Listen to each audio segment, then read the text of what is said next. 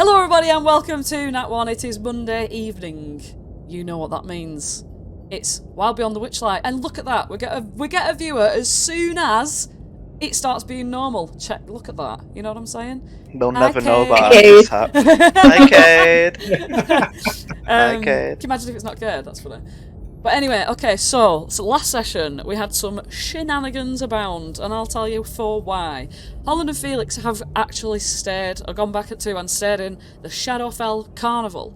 Now, after the whole gang was there, we found out that the Shadowfell Carnival does do strange things to the body, right? As there are people who have strange things on their bodies. For example, the High Striker guy, he's got a little guy on his back. And what's his name? Can you remember? Because I certainly can't. It said, oh, that's why, because it's in the book. It's in the book, and I didn't get the book out. That's one thing I forgot to do. I actually forgot to open the goddamn book. But yeah, anyway, so they've all got, like, you know, stuff about them. Some of them are were-tigers, you know what I mean? There's a snake lady who, you know, slithers around in snakes and stuff. She likes that were-tiger guy. He's been locked up because when he's in humanoid form, it doth turn into a murderous poisoning drow. So obviously he's been locked up for safekeepings. She did promise that you could get a prize, wasn't it? For you could get like a gift if you free him. Like she'll do something for you. I can't remember what that was though. It was a hat. A hat. It was a hat of endless rats. Something. And that's also on the page that I need to open up right now. But yeah. So anyway, that's what we're cracking off over there. But yeah, you've slowly started turning into only a bloody were-raccoon and a shadow, and Clapperclaw's head's getting bigger. Dodgy More's just fine. But then anyway, back at Motherhorn,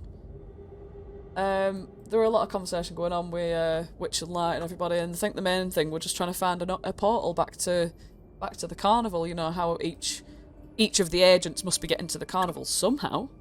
But in this search, well, I'll tell you. In this search, Gleam and Flopsy went off on their own through a corridor, no less. It's a dark corridor, and at the very end of it, a fucking pit trap. Surprise! You fall down in there, land on a bunch of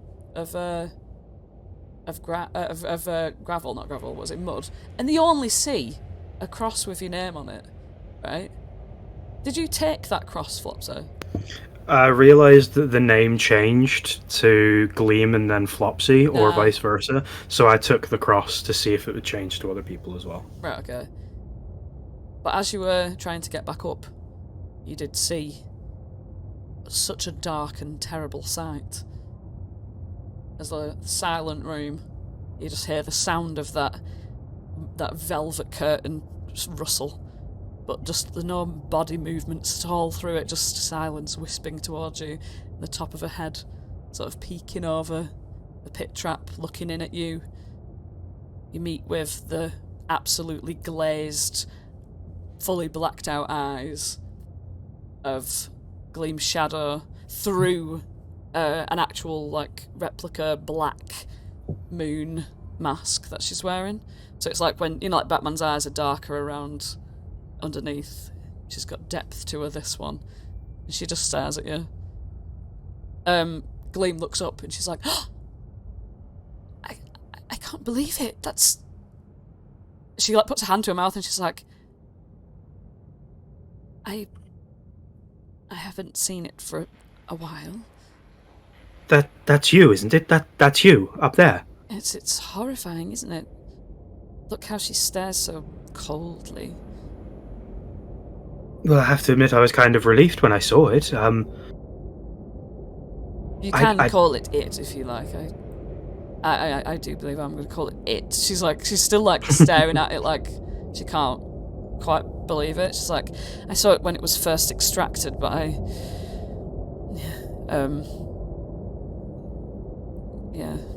don't know how any of the shadows... Yes, I suppose it must be strange to see, but they were all under Enderlin's command, weren't they? With her gone, surely your shadow could be no more harmful than you. Yes, possibly. But I would like to be, if it could be put back. I did say that I wasn't leaving here without my sister or my shadow. Well, I don't know if that was... I don't know if I've mentioned that since. I've only said it once.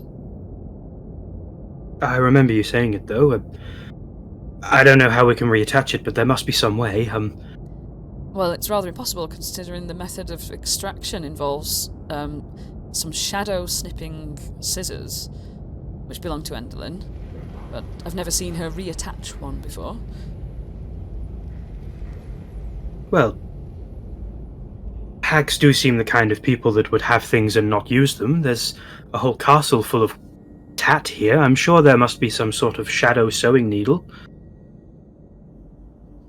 Maybe if She you tried looks to... at you, and all the while, as she turns to you with this face of like, oh bless you, right? Like, oh. This face of oh bless you. As she turns to you, like, you just feel that presence is just still like, her fingertips are like on the, you know, like peeking over it as she's looking at you, but she's just staring and smiling at you, like the dark shadow above. And she says, "That's very optimistic of you. You haven't even seen the half of it. What would you do if I was stuck in a hole and I asked you to help me out?" I suppose we probably don't have to be stuck here very long. Adventurers like yourself always have something up your sleeve. Right? I mean, I could bounce off these walls, but that would be just me getting out alone. My plan might be a little bit sillier, but it conducts a test for me at the same time. My thought is that if I were to raise my hand and you were on the other side, you would reach out and grab me. I would. But she takes a little look at you. And she says, "And how familiar are you with that, maintaining that sort of grip?" I've done a pull-up or two in my time. Specifically 2, no more. But I'm sure I could do it. Flopsy's going to raise his hand up to the shadow and see if the shadow reacts to him. Yeah, it does look at you. You recognise it. It used to be an agent that works at the Witchlight Carnival, the ones that you were told to ignore. Mm-hmm. You get he tries to make eye contact with it, but like his eyes do kind of wander off because he's had it ingrained in him to not look directly at this shadow. Oh, yeah. And he still has to fight past that natural urge, so he kind of, his eyes dance around a bit before they can actually lock onto it. You recall as well, just for a bit of information for you, you recall that these things have some just the shadow, not none of the rest. So there's the Lornling, the pig-faced girl, and the shadow. You recall that like around her, like nearby her, you do feel more lethargic, but you do also recall that she's not just ethereal, like she can actually touch you. Like, she can steal little things, like trinkets would go missing, like pickpocketing out of kids' pockets who hadn't got a ticket. You may have caught that with your eye, but averted your eyes. You know what I mean? So just a bit of what she would have been like at the carnival. So she's not completely ethereal. But she's still sort of wavering and sort of wisping a bit with that force around her that makes you feel drained. But Gleam looks expectantly at you and she says, "Well, go on then, Optimist. What's your idea?" My idea was to have the shadow help us out. She is a flip side of you, and that's what you would do.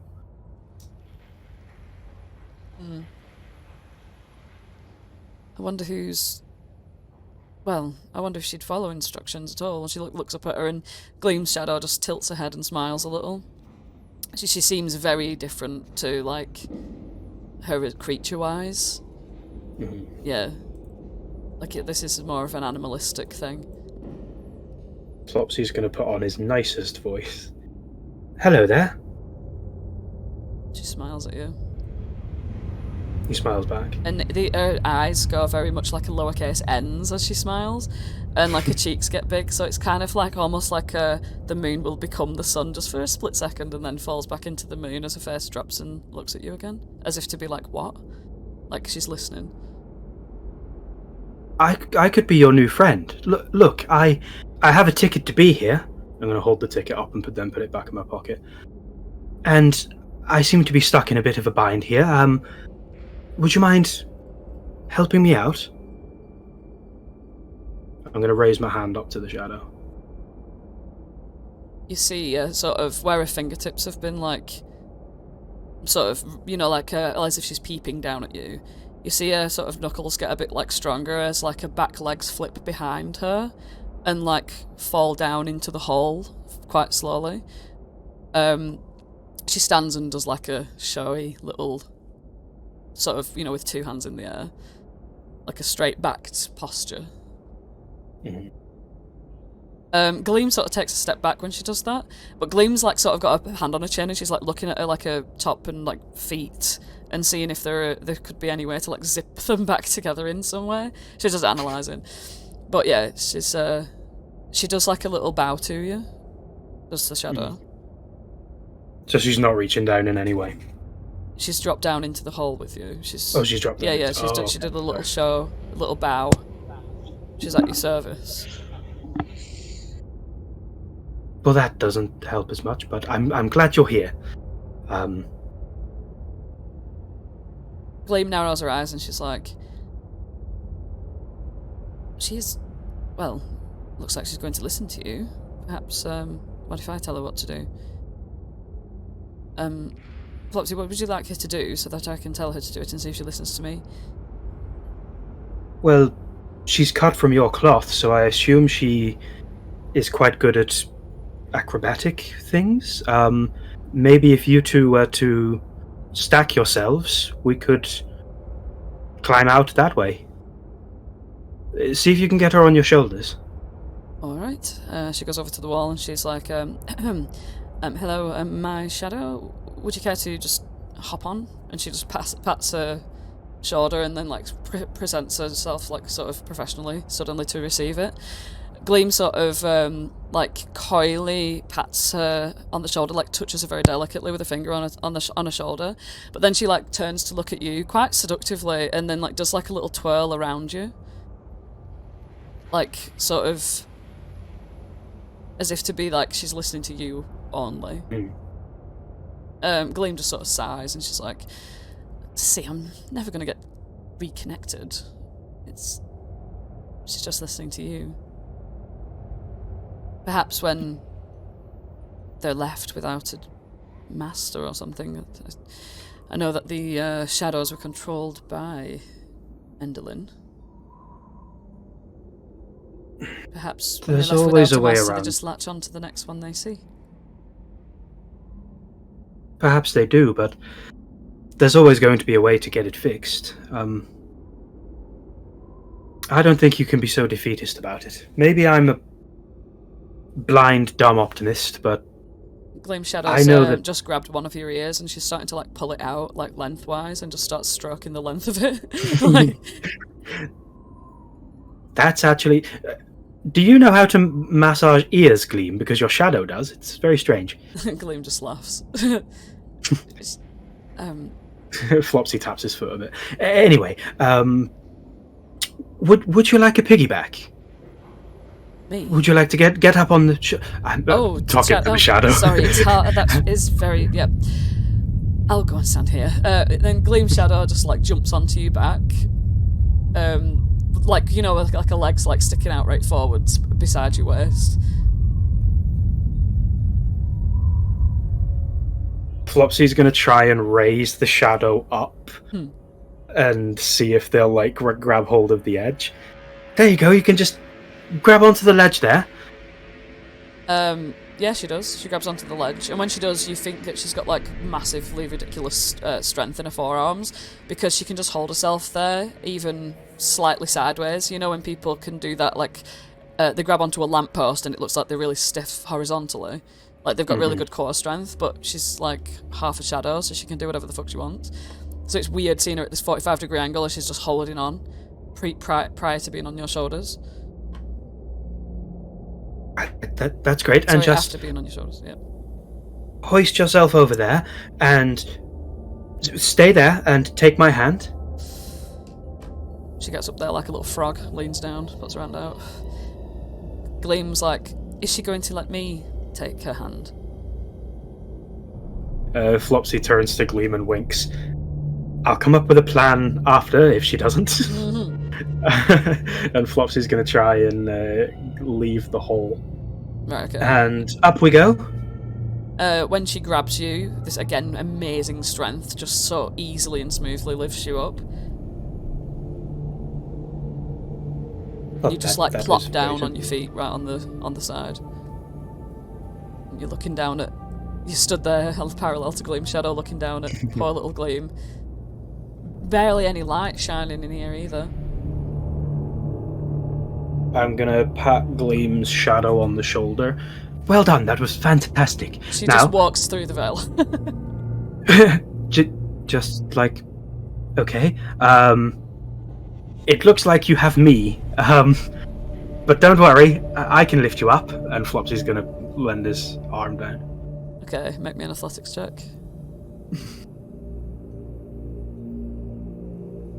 Ooh. Ooh. You roll up them deadly sleeves. You present your furless hand. As all of your fur did drop off at the Shadowfell Carnival, your skin like shining like a little rat's hand. She lean it forward and Gleam grabs hold of you and just poof gets pulled up. She does look at your hand. And she did feel heavier than she would have done, because obviously she did inflate a little bit from being there. But yeah, you get up anyway. Gleam's like, sorry if I was a bit heavier than you would expect then, but being at that carnival made me a bit... I didn't notice at all. It's fine. Okay. Besides, who would I be to say anything about that? And he pats himself on the stomach and carries on walking. She just pokes herself in the belly and she's like, well, perhaps it can be worked off, but it's just a bit difficult to flip around, isn't it? And she walks into this theatre. And I have showed this room before, haven't I? But I can tell you again. I'm not too sure if I've seen this before, actually. I can tell you once more. So, in here, it's the... Oh, crikey, it's not that section. It's this section. There's like 3 sections to Motherhorn, so... yeah, it's called the Shadow Theatre. There are rows of tiered seating that fill the back half of the theatre, and motes of dust float and dance above the ancient upholstery. The seats face a stone stage, and a white, moon-like sphere of glass hangs from a ceiling by a short chain. Cast long shadows on the walls because of this white light. And suspended above the stage is a trapeze, sort of dangling, swaying. Well, this is strangely wonderful. It's eerie. Look how empty it is. I mean, we're no strangers to behind the scenes, are we? Gleam Shadow laughs at look how empty it is, and as she snickers, you see in the audience just materialise, like the heads sort of raise up from behind settees, like the chairs. They sort of peep round the aisles. You just see the tops of all the heads sort of amongst the seating. Gleam Shadow dances around you gleefully. Gleam's sort of mouth opens and she says, Poor people have had their shadows taken away from them. How strange. Weird that they're all just here. I think it's strangely nice, you know? I mean, it's horrible at the same time, but... Well, they're all lost without their counterparts, aren't they? So of course they'll convene and try to not feel as lonely, I guess. I bet my shadow... She, like, looks at her shadow and, like, points at it, like, bitchily. And she's like, and I bet she likes to just show off on that trapeze up there. Isn't that kind of perfect, though? All of these lost creatures, they have nowhere to go, no... Their home is a person that isn't anywhere around the castle, and it's not such the sense of community that they've come together for, it's... And he turns and looks at the stage. It's what we do. It's what you do. This is... Again, horrible, yes, but... Maybe it's the optimist in me that thinks this is actually quite... I don't know. It looks at Gleam Shadow. Quite nice. Well, it does seem the best place for them. Perhaps, well, it'll be impossible to find everyone who these shadows belong to anyway. It seems just so futile. But maybe you're right, this is the best place for them. We could maybe so find sad some. To me. Flopsy's going to look at the shadows and see if he recognises anyone. I know that the chances are 1 in a million, but he's just going to look through and see if there's any familiar faces, like Al or... Not a single familiar face. Not one. Not one. It's just complete... You might think, when you look at all these people together, you might think of them as a regular crowd at the Witchlight Carnival. It's like curly ginger-haired halflings with big smiley rosy faces, and like a quite stern-looking dragonborn whose like grandkids are like actually quite fun, but he don't want to let it on. You know what I mean? Like all those kind of people, and they just all look at you like they are little lost animals without the like owner.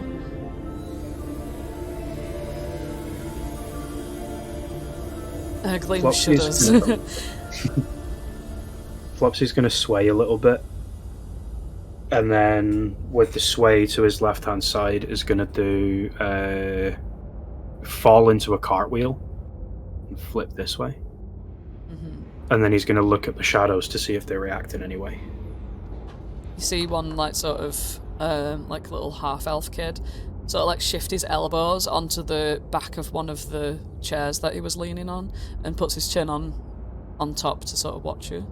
And you see stern Grandad just sort of perk up a little, just paying attention. Gleam sighs, she like twitches, it like sort of grabs the bridge of her nose, and she's like, I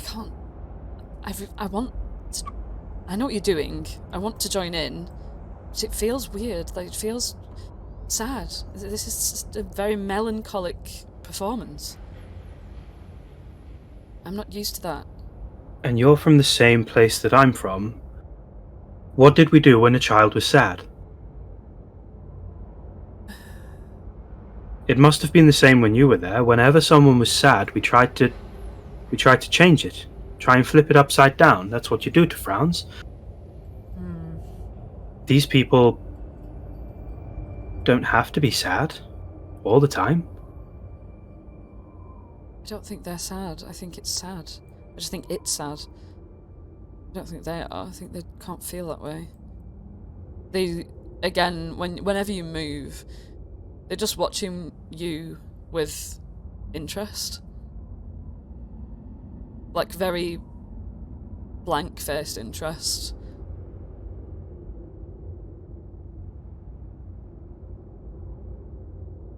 I think I'll come back here, at least. You don't have to. But in the meantime, we need to figure out how to reattach you and your shadow together. So, a sewing needle. That'll probably be the kind of thing that we're looking for, right? Unless you hug each other really tight and then somehow reattach that way. She looks at the shadow, and the shadow does not look like it's going to hug her anytime soon, as she's just pirouetting around the room.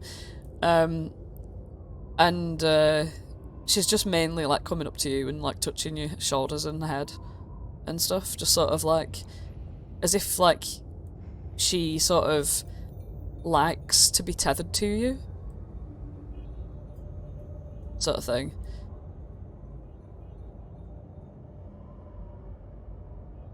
I don't think we're going to lose your shadow anytime soon. She seems to have found a friend. Yes. That's how it works. What, do you have to die for me to have my shadow back? Well, I don't think she's attached to me, is she? Well, if Endelyn was in control of her first, then... And she seems to have attached to you now that Endelyn is dead.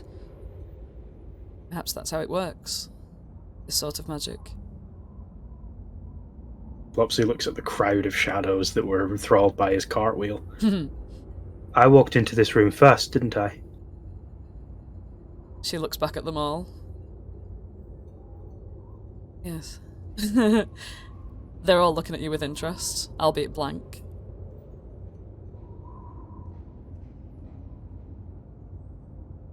Stand up. Every single one of them stands up immediately to attention. Sit down. They all sit down. Some casually like fold a leg over the other, you know, like with their arms at the back of the chairs, like very casual. Put your left arm in. The left arms go in. Put your left arm out. The left arm goes out. Put your left arm in and shake it all about. They put their left arms in and shake it all about. Some of the younger ones like wiggle the shoulders and everything. I have never choreographed anything before in my life. This is actually quite fun. But also, I'm getting more of that sad feeling that you were talking about. Strange, isn't it? I want to help them. I don't know if they even feel. But you do. I'm sure the other parts of all of these are missing their shadow. She just looks forebodingly out. If I walk back out of this room, am I going to be alone? There's only one way to find out. Watch the step. There's a gap. Oh, thank you. There doesn't seem to be any sewing machines in here, so I'll go back through. As you walk into this corridor, I guess you would sort of mind out of this. And as you sort of like, if you were to walk out and fully down here, with every corner that you take, you see like a sort of like new ghostly face in the wall. Are they coming through the wall at me? As like, yeah. They sort of like appear as you walk down the corridor, and just before you get to this veil, you just see Gleam Shadow step forward, do a little like sort of silent giggle, and like sort of dance around you. Gleam pokes her head from down the corridor, and shouts through the corridor, "Yep." They all left through the wall. Oh, here they are. Yes, they're all here. She like gets through it, and yeah, you're being followed by all these ghosts. We have a lot of new friends. You're just literally like crawling along the walls after you. As soon as you emerge into the library, this goblin like looks over and he goes, "Oh, crikey! You scared me half to death." Oh. Don't worry. Everyone,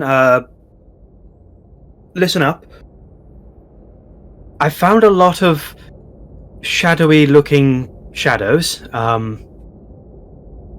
You might be alarmed. All of this is being said while more and more come through the wall. But I urge you to not be alarmed, as they are actually quite friendly. And the last one seep through. Well, this goblin here says, "Oh yeah, no, I don't mind the shadows. It's just, you scared me off to death whilst I was trying to alphabetize this section of books." Oh, I'm awfully sorry. And I'm sorry for scaring you. Wait a minute. He looks over at you. He's been completely nowhere this whole time. Like, he's been, like, not aware of what's been going on whatsoever, because his only job is to be librarian. He looks over and he's like, "Why are these shadows following you and not the mistress?" It's been literally days. Like, it's been like 10 days without, and he didn't notice. Has nobody told you? Well, I was wondering why the mistress were having so many people around for activities that weren't just simply performances, as they're all here knocking about eating ham. Well, allow me to be the one to regretfully inform you, or happily inform you, depending on your relationship with the mistress. The mistress is no longer the mistress of the manor. Oh. As a matter of fact, she's been thrown off the manor and is currently dead, several thousand feet below. I've been waiting for this day. Just give me a second. He fucks off down this corridor. Comes back shortly later with a big crate. And he's like, thanks for informing me. And he starts to just fill up the big empty crate with books that he likes from this library. It's very nice of you, thank you. I was wondering what everyone were doing. I wondered why I'd not seen it in so long. Thanks for that. Thank you. You're good. You're good. That's okay. You're welcome to leave at any point. You're under no obligation to stay, but if you want food, I'm sure we'll be making some of that soon. You're welcome to no doubt stay some or big go. powerful being's going to come along and claim it at some point, and me only being a mere goblin, I'll just take what I can. Does that often happen around here? You see a big swanky castle on a hill, you know what you want to do. You say, I want that castle. And then if you're strong enough, you can have it. There's only 3 of us librarian gnomes. We can't, goblins. We can't hold down the fort ourselves, can we? So we'll just wait for the next person to come along who wants to be like a lich or something, and just beat librarians. It's the safest way to be. I never really thought about it like that. We might actually need to. Have you ever heard of a battle where people hurt the librarians? We didn't in our battle. I know. And I were a librarian. Look at it, see? It works. Well, I'm sure if somebody else comes to become a lich or something, we'll all grab a book and pretend to be a librarian. Excellent. And I'll grab these. And he just starts grabbing all his books that he wants to keep. Let's see. When you come out, I'm gonna say that Octavia and Archie wouldn't have been in that room for literally so long, because that's like days. So when I'm just gonna pop you here, Peach. So you could be sort of like in the middle here with like Skek, Oogle, Al, and Octavia. Where is Octavia? I've bloody lost her. Bloody Octavia. But you're sort of like chilling in the library. Octavia's like the like main. here. Oh, there she is. Octavia's covering that goblin. Yeah, library's like the main base right now. But yeah, Flopsy, you've been gone a while. You come back with all these shadows, Archie. You're sort of chilling. We Octavia. Everyone's just having a bit of like relaxing time. Mr. Light has definitely been talking too long. Like, so he's like having a bit of a, like an existential. An extrovert's come down. But yeah. Oh, jeez. Flopsy, you got a bunch of shadows creeping in on you. I know, they seem to be quite friendly. They like cartwheels, if you can do one of those. I haven't quite figured out how to get them to stop following me yet, but it doesn't really seem to be dangerous. One of them's my shadow. The shadow does a very graceful bow to you, Archie. And Octavia's like, "Oh, she's so cute." And Gleam's Is like, it that one? "No." Yes, it's this one. Points to the one that's hanging off Flopsy's arm right now. Archie leans in close, gets a good view of it. Yeah, it does look a bit like you. Like maybe if you were more like a goth. It's very dark. But we're trying to figure out if they even have feelings, because she like shows all the rest of them. It seems they've all taken a bit of a shine to Flopsy. We think, well, I think... The shine. I think it's possibly to do with the magics, the way that Enderlin gets to control them, but I'm not sure. Now that she's dead, well... Perhaps, And Flopsy's their new leader. Flopsy turns around to the shadows and does that magic trick where it looks as if you're pulling your finger in half. They all respond as they would have done in life. Some of them found it tired. Some of them they were a bit more in on the fact that it's like, oh, it's probably just ironic, or laughing. You know what I mean? But it's just a regular crowd. Does anyone just find it funny for the... Genuinely funny. Maybe like a kid. You know what I mean? No adults. No, because those adults who found it funny like it in an ironic way. I've been conducting experiments to see if they can feel, and I think they can. Well, they all have different personalities, it looks like. So, I mean, they've got to be real people. Well, they've all been taken from real people.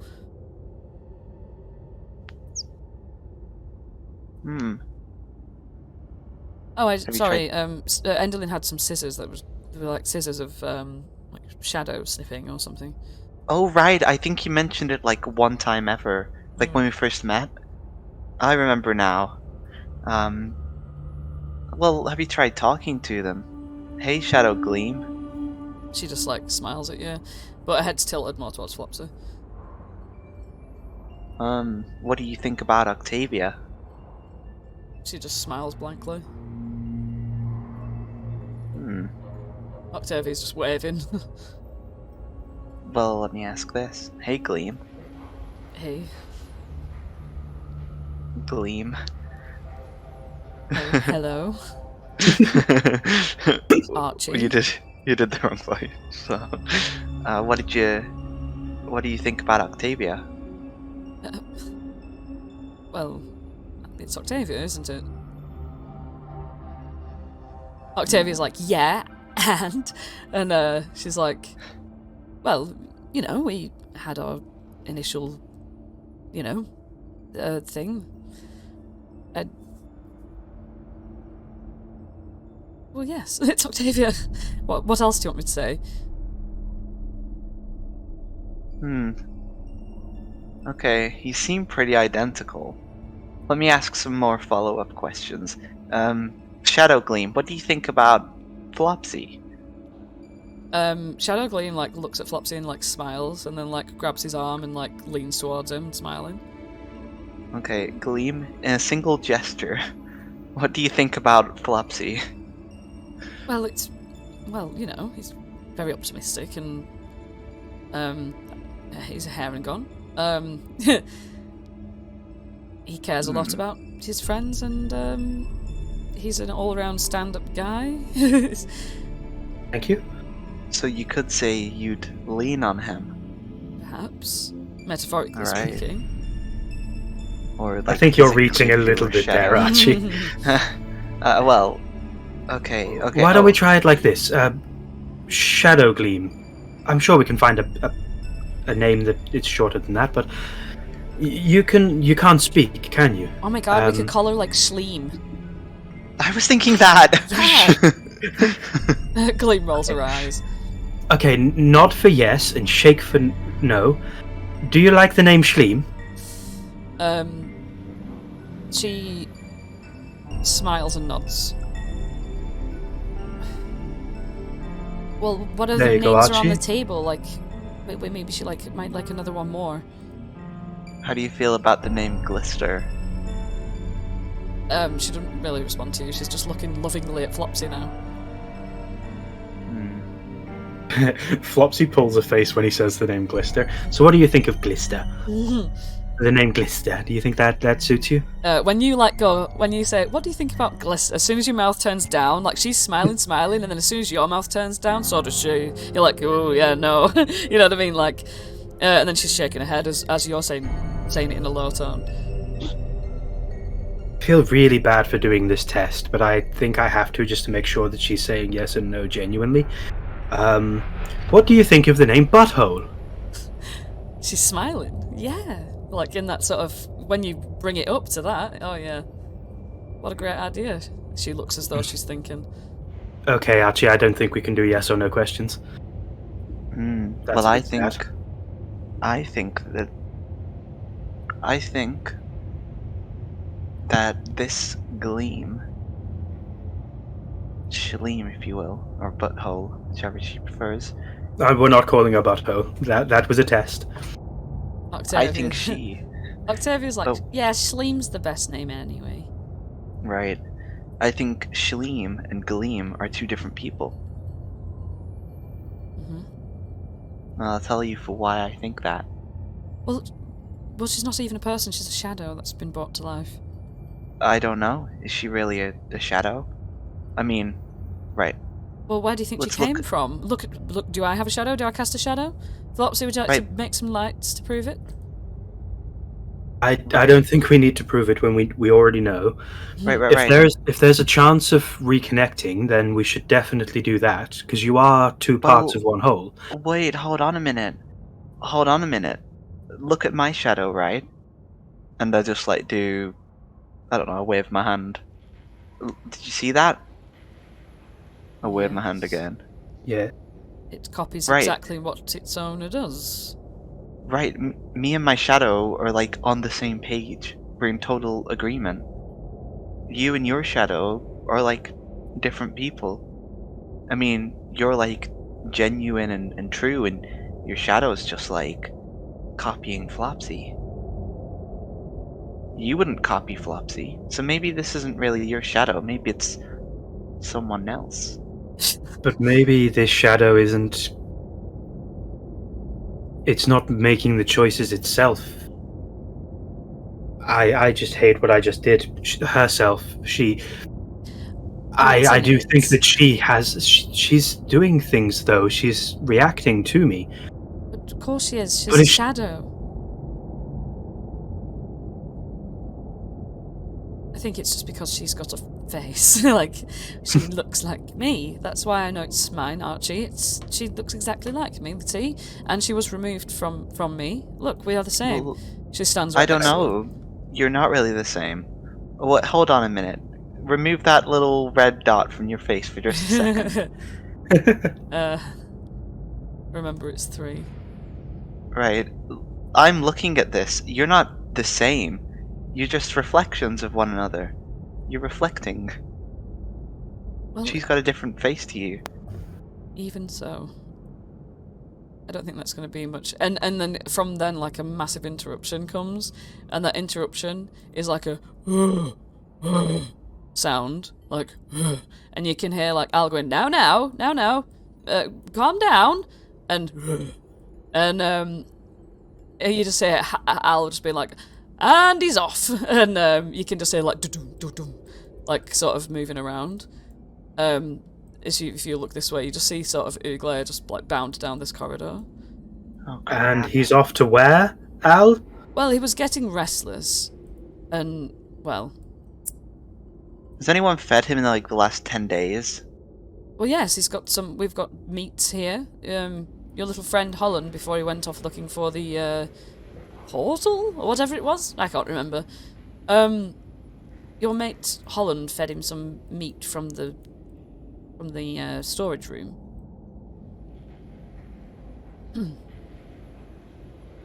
Wait, Holland did what? In the storage room somewhere, there was a lot of dried meat and hams. So he has been fed. He's just being really odd. No, I mean, alright. So he did that, and then he did what? Oh, and then he ran down that corridor. Aw, crap. Holland. Come on, Flopsy. Flopsy, Follow. you see Uglair's like fat ass just booking it up these stairs, and as soon as he gets to the top of them, I'm not going to switch you up full map right now, but as soon as he gets to the top of them, he like stops and like looks around like a dog who's lost its owner. I've never been able to actually talk to. Is everything okay, Uglay? Are you okay? I am actually going to move it because he's here, so I'm just going to pop you at the top of the stairs. I can show where he went. Flopsy, I'm going to guess that you follow. Sorry, Archie, I'm going to guess that you're following Flopsy. Yeah. Well, you might as well. I might as well. You might as And well Octavia can engage. come with me. And so can Gleam and Gleam Shadow. We're all going. Octavia can come with you, but I'm not going to show that on the map just yet. Yeah, bloody, what's it? I'll tell you now for Brassy Fish. Hang on.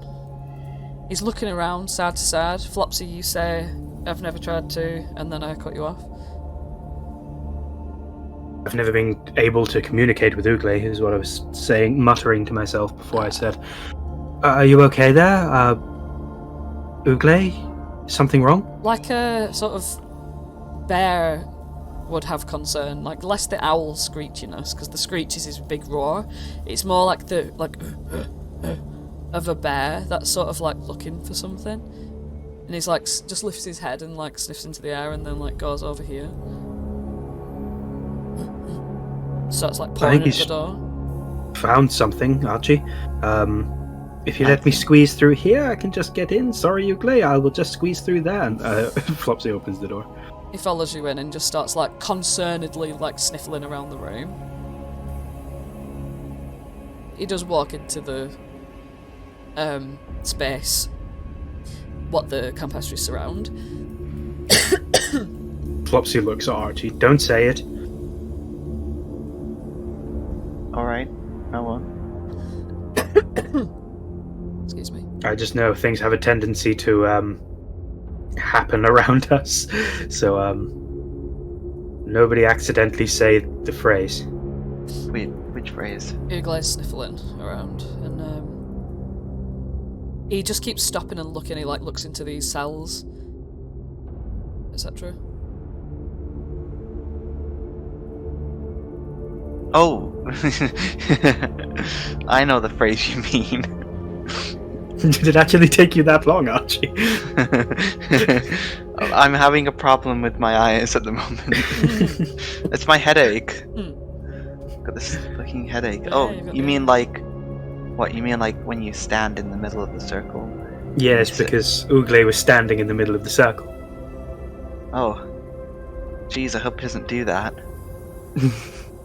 Because if he stood in the middle of the circle, right as I said, 3 spins, Wittershins, and off we go, he'd be sent straight to the carnival. Ugle starts to like make whimpery noises and then looks sad at you. Now listen, Ugle. Wait, I can talk to Ugle. I can't speak with animals. Okay. He looks at you and he says, "Where, Holland?"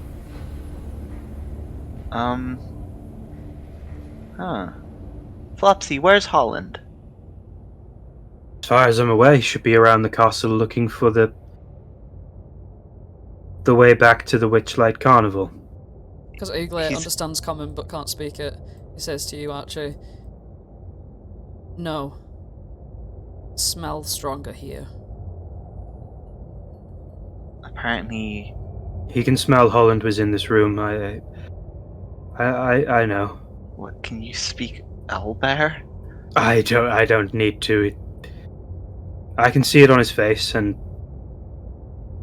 it's Right, what he would and- do, isn't it? It's what he would do. Of course he did. I can't believe that I didn't have one of us pick up the mushrooms as soon as we came in here.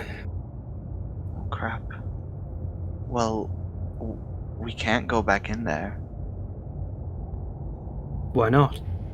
Well, because it's like, well, think of it this way. It's because you'll get lost. That's why.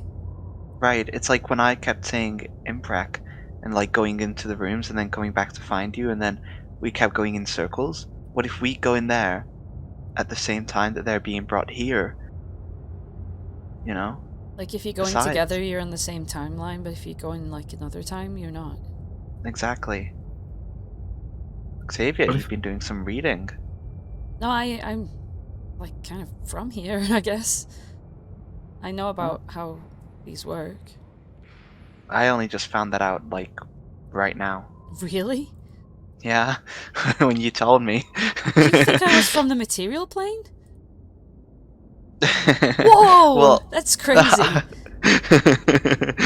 No, I had like a like an elf guy, boyfriend. Ugh. Gross. He used to hang out with all the Eladrins in thither, so I know the place. All the Eladrins in thither. Oh God. yeah, they don't like talking to people, so if you're just wandering around, he won't just bump into them. Did you used to hang out with, like, Aerith? Aerith? Oh yeah, Aerith. I don't know, probably. He used to hang out with a lot of, well, any Eladrin, really. Right.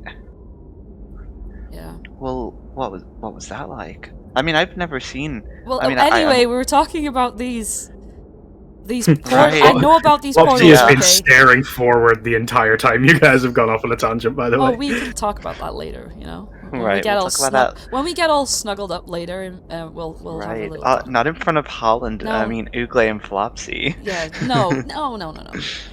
But yeah, no, if you go in there, she points and says to Flopsy, yeah, you might even, like, be taken to, like, before they went in. Like, you gotta be careful with Right. that stuff. So I don't go in there because I would get lost, but what if he gets lost? Well, I mean, I'm shit, sure yeah. he'll be. We I'm didn't sure he'll think- be okay, but we he's didn't probably think about got how long it's gonna clapperclaw. take. How long were we gone when we came back? It was like Well, I a week, didn't- wasn't it? Al said like 10 days, so... Right, but it's always different every single time. Like, sometimes after the passage... I mean, like, think of it this way. You might go in... Oh, remember when I went to, like, that cozy cottage in the stars? You were gone for several hours, I think. Right. And then remember when I went to, like, Prismere for the first time? And then you came in, what you say was the next day, but that was like years later. Years and years later. So we're no closer to an actual answer. All we know is that he could come back sometime within the next few seconds or the next few years, and he could be... I mean, goodness, he could have lived an entire life in there for all I know, and then come back in older than me. That's what happened to Bopsy. No, that's what happened to you. That's what happened to me in relation to Bopsy and Mum and Right, Dad. right. Gosh. Yeah, because, like, no, I know what you mean, Flopsy. It's like it happened to Bopsy as if, like, to see his own brother come back older than him. So it's like the same thing. If you see your own kid, well, he's not like your kid, is he? Is he like your real kid? Do I know this? No. I thought Not I knew necessarily, it, but Flopsy no. keeps being quite vague about it, so... Yeah. It's like, do we know Well, this? it can't At be. least, He's at like, least one person was at his mum and dad's house, weren't they? Oh yeah. Well, I don't Right, know I how was these there things for a work. little bit. You can still be his dad. It's like how Holland's like my brother or something. But yeah, no, the point though is, like, imagine that, seeing your kid just, like, be older than you. Yeah, Weird. but I mean, no, I'm sure. You know what, Flopsy? I'm gonna approach Flopsy. I'm sure we're just gonna wait here, and Holland will come out anytime soon, and he'll be looking just like you ever saw him. And thinking about just like Flopsy ever saw him. Let us take us all now to Flopsy. Sorry, not Flopsy. Fucking hell. Felix and Holland at Shadowfell Carnival with Clapperclaw and Dodgy Mo. We're here for a good time, none of that fucking... Oh no, what have they gone shit? We're about to find ourselves some snazzy face paint. That's what we're doing. Clapperclaw's like, oh yeah, Fuck all that black, if you get some depressing. really snazzy face paint, I want some flames on my face, please, says Clapperclaw. Oh yeah, we could paint you to be like a fire tiger. He literally like does a little tappy tap dance with his boots. Oh, I'd love to be like a tiger. Buzzing. Let's go. The market's probably the best bet for some paint, isn't it? Isn't it? Well, I reckon. Oh, you feel as though enough time has passed since the Oogley incident TM, that when you came out and went back in again, that it's not entirely the same timeline. The market itself is... I'm just going to put you on the map. The market itself is quite lively in a sort of low-key Christmas market sense, but like with a lot of people who are sort of a bit looking a bit down in the dumps, as though they're like trying to have fun. But you also think of this as probably just the MO of these people. They don't want to be having such a good time, but my golly gosh, that green candy floss surely is a treat. And here you are at the market. I'm just gonna get rid of this fucking shit because that's not there anymore. We've just left the dead bodies there. Yeah. It's totally different to what it was, but I didn't change the map yet. There we go. Okay, so yeah, imagine there are much more NPCs here because obviously I'm not gonna have them all on or whatever. huh, this is much cozier than last time. Yeah, a lot less, women chopped in half and whatever. Yeah. I wonder what Bit more Ooglay's doing homely. right now. Probably still eating those hams. I hope so. That's the best thing he could be eating. You do find a sort of goblin candy stall. He's not actually on this one. This goblin's just sat there looking a bit pissed off. What's up with you, fella? What's up with you? I wasn't asking it in a nasty way. I was just asking, what's up with you, fella? Well, I was asking in a nasty way, so what are you going to do about that then, huh? You're not a very good salesperson, are you? I don't have to be. The merch sells itself. He looks down and you see spread out across the market, you see an abundance of insect-like, gooey, crunchy pieces of things. Some of them look like maybe like shards of sugar, maybe. Some of them look like sort of spun hair. It's like sweets, but just gross. Whoa. Don't be so quick to make assumptions, because surely those insects look appealing to my... I was going to say raccoon eyes, but raccoon eye. He says, well, what can I do you for? I've got like sheep's eyes in here as well. They're behind the counter though. Why are they behind the counter? They're the juiciest ones. And if I make enough profit, I get to keep them all myself.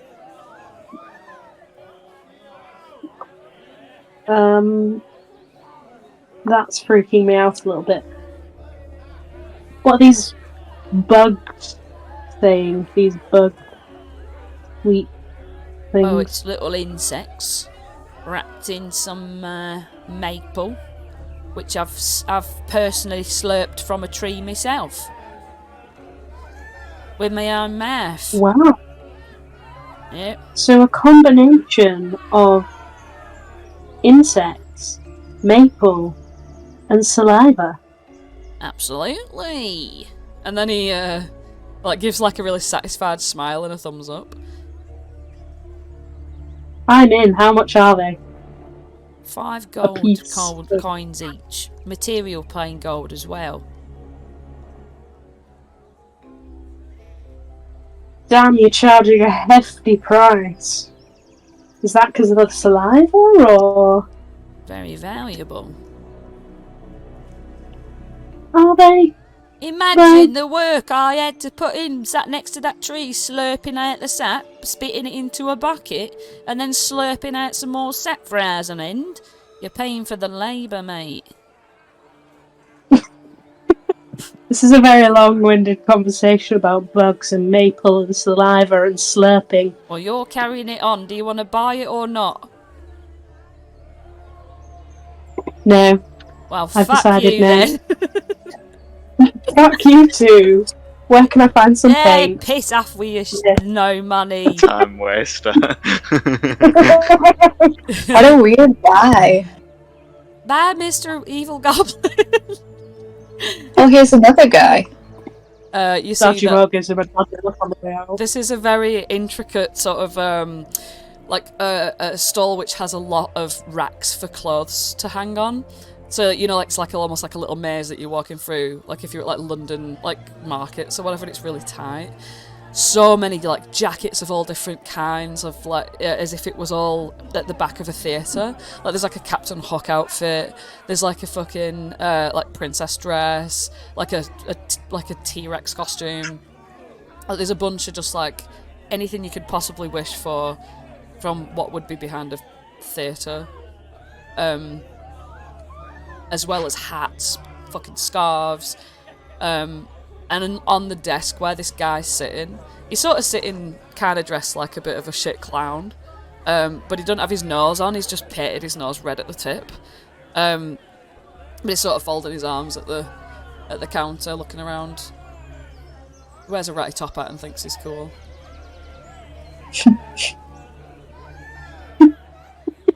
You alright, or are you just looking around? Just looking, I think. Holland, see anything you like? The princess dress? That'd be good for Flopsy, I think. Yeah, do you carry this in a large Harengon size? Well, let me take a look at it. And he opens up his big long list of books. A book with all the list of claws he's got in which sizes. And you're holding up what? Which one? Princess The princess dress. Yeah, he takes another glance at it, double checks the colour, the size, the intricacies. And he goes, "Ah, the pretty pink princess dress. I see it here. We do. We have it up all the way up to obese Goliath." It must be a popular piece of merch. It surely is. How much is it then? I'll tell you. Once I just slowly take a look at my list of how much things are. He goes, he like tracks his finger up the list of fat Harengon. And partly Harengon he gets to. And he goes, "Ooh." That's gonna set you back about 2 gold pieces. You Sold. then realise how much that goblin were vastly overcharging you. Yeah, Sold. excellent. Absolutely. Does that include the little tiara? Go ahead. Hey. He takes your money. Yeah. He gives you a smile, and as he just like sort of scrape his hand along the desk, you see, it like on the desk itself there are like stands with accessories, like you know, like necklaces and earrings and things like that. You do see like a makeup section as well, just disguise kit and things like that. Oh, face paint. Yes. This store has everything we could possibly ever want. You're my face shopkeeper. Let's see here. There's actually a genuine price for a disguise kit, and I don't think it's way too much because, yeah, this is like props and clothes and everything. No, you just get the makeup, so that'll probably be about, I'd say about 4, because it's still quite expensive. Like, you know, you got to think about the powders that go into it and stuff. Or will there be enough in one for like all 3 of us? The makeup itself would just be like it doesn't immediately expand. You can just keep using it. So like, you don't have to worry about getting enough for anyone because it'll just keep going until you would have applied enough that it would have run out. Yeah, I'll pay for that. I'll use my my savings. Oh no, I'll pay for it. Put your pocket money away. That's exactly what it is. Oh, that's cute.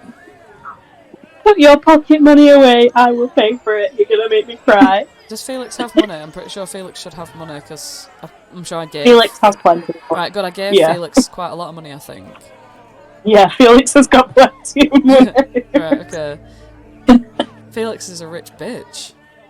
Mm. How do you feel about that one, kid? Oh! So yeah, you hand him over the money and he's very pleased to oblige you. We've got face paint. We've got princess costume. Anything else catch your eye on here? Well, I have just recently turned completely black, so I could do with a new accessory, perhaps. Shall we get matching bracelets? Yes.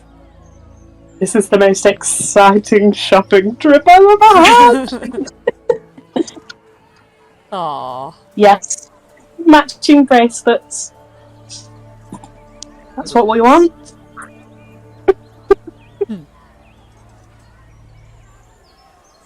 That's cute as fuck. Yeah. They're getting some matching bracelets. What do they look like? You guys can decide this. You know how, like, some corner shops sell really shitty packs of, like, friendship bracelet kits with, like, the really cheap plastic beads, the kind that you stick up your nose as a kid? Oh, yeah. That was just me. That's what they look like. Like they're just made of like really cheap plastic beads. There's a pink one and a purple one, and those are the ones that we're having. Okay. No. And they say friends. And just friends on it. No, just friend. Friend on each bracelet. Friend on each bracelet, one of each. Spelt wrong. Friend without the I. For Etna, duh. Yeah. Yeah, because it's like pink beads with black text. As soon as Holland puts his on, it just looks like a plain black. Plain black bracelet. Oh yeah, because it just melts. So we got one friendship and one plain. Literally everything he touches turns black. Like it melds with his shadowy body. Oh. It's fun. It's still the thought was there. I'll know what it says. Well, now you've got the makeup. Well, we can start to paint our faces now. But like, when you paint yours, it's just gonna stay how it is. Well, maybe paint is different. I don't know why it would be, but maybe it will be. Kate said, and I'm good with kids too. Number one Felix fan over here. Well, Clapperclaw's like, well, what are you waiting for? I want to make sure that I have a fire face. Alrighty, Roo. One fire tiger coming right up. That's cool, because I remember when you accidentally blew me up. Yeah. It's so I can, like, embrace that and show that I'm not afraid of, like, the fire and stuff when you accidentally blew me up. It's cool to, like, push through your fears, isn't it? Well, I'm glad. Good, see, I'm getting, like, bigger and stronger and stuff. Yeah. He's just painting his face as he's talking shit to you. You're just like right close to him, like, yeah, sure, of course, and he's like baring his soul to you. Aww. You know, because I don't want to ever not like hold a grudge for something that's an accident. And he just keeps going on and on. Aw. So you're all cool in my books.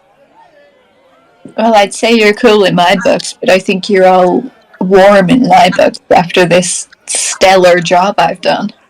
Ooh, I bet I'm hot to the touch. Holland like beeps his nose and then goes like, ah, hot. Clapperclaw does a stance where he's like a ninja, like, yeah. What are you having done, Felix? Yeah, we're gonna actually ask that. What colours have we got? Let's see. I'll tell you what. I'm putting it in your hands. I trust you. Do whatever you want. Get creative. Be a bit abstract about it. I don't mind. Okie dokie. Huh. Well, let's see what colours are left. There's a lot of pink. I don't mind. So, I think we're gonna have to do some pink. Okay. Now, Him. His entire face pink. That's it.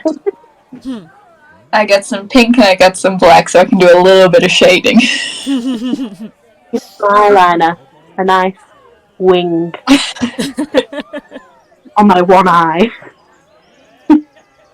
I'll paint you on an eye patch on your other eye.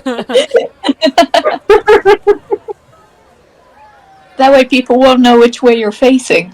I've just thought of something interesting that you have the ability to do, Holland.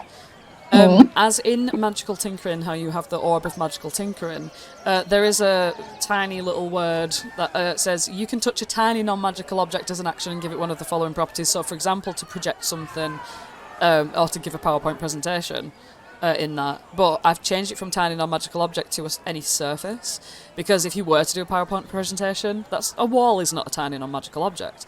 So you know how you can do graffiti? If I read those rules in the way that I've already described them, that can include faces. Hey! And I do believe I'm going to go with that. Like, you can do magical tinkering on creatures. I'm gonna make Felix's face bark. Yes! You can record a message on Felix's face. You can make the object continuously emit a choice of odor or non-verbal sound. So you could make Felix chirp like a bird continuously.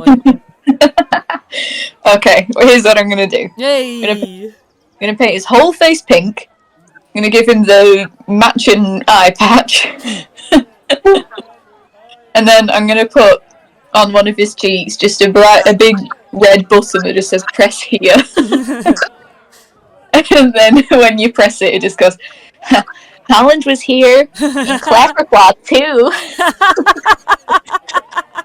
And then in the background it goes, and yeah, and then it cuts off.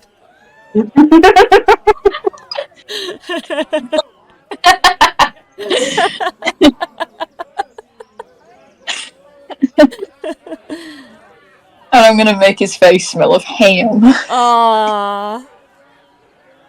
That's cute.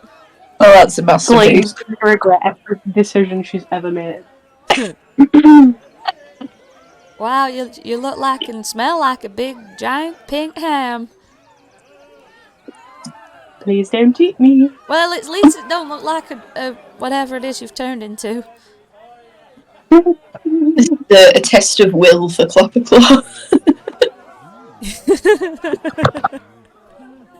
Clapperclaw licks his lips. But over in the distance, over on this little fucking thing over here, you hear, oh shit, I've lost my tab for it. You hear, roll up, roll up. It's time to make a bargain. That's what you hear. Mm. Okay, just before we go over there, I'm going to put an effect on Dodgy Mo as well. Just, you know, like those videos that are like an hour of silence, occasionally interrupted by Shrek noises. Oh yeah. It's going to be like that same kind of irregularity, but every so often it's just this massive bird.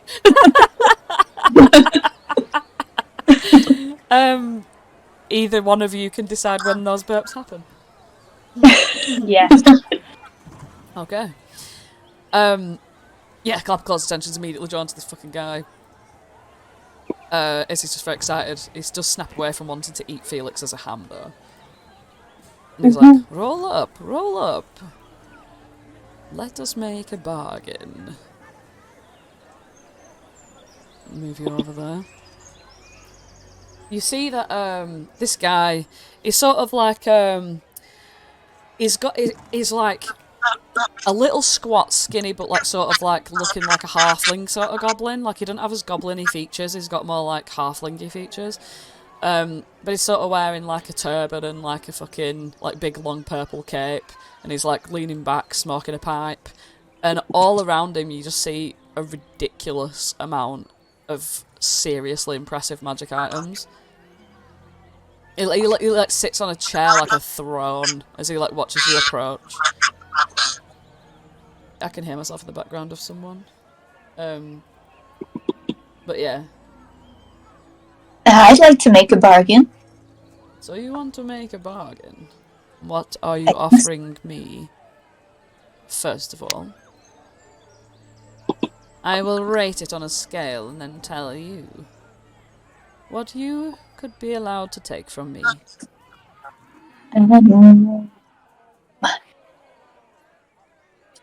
Well, I have a great many things. Are they as interesting as something like your saddest memory? You want my saddest memory, or you're offering me my saddest memory? I would want that. Or something like, he like looks at your entire sort of like being, and he's like, the colour of your self. He looks at your entire self. Or perhaps even, I've lost his voice. He like leans in closer and he's like, your shadow. Or even your sense of humour. And he like leans back into his chair and takes a big drag of his pipe. Well, the last time I gave up a memory, it wasn't so bad. In fact, I can't even remember what I stopped remembering for a while. For you see, when it belongs to me, anytime I view it, he sort of like shows you a couple of like crystal balls that have been like sort of blended into the background of his shop.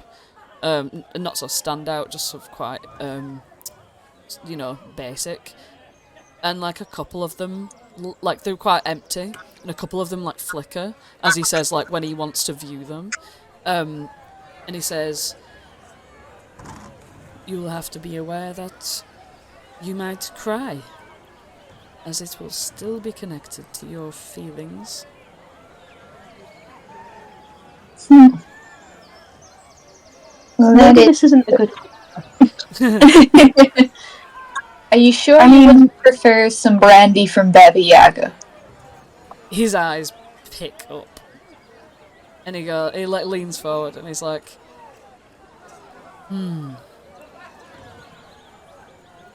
how about the memory of drinking with Baba Yaga, if you have one?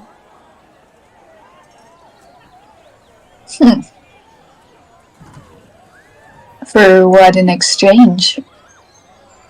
Well, take a look around you. And he leans back, and you see, like, in sort of glass cases around him, locked, as the lights sort of like gets rid of the reflection on the glass, you see beyond them very interesting shit. You see cloaks, you see a broom in a locked cabinet, you see wands, you see a jug, you see these boots, and you see a stone.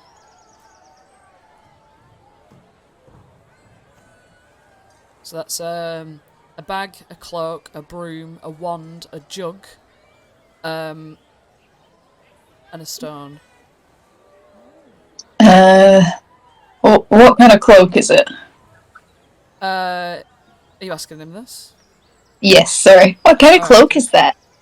Ah, that cloak will protect you.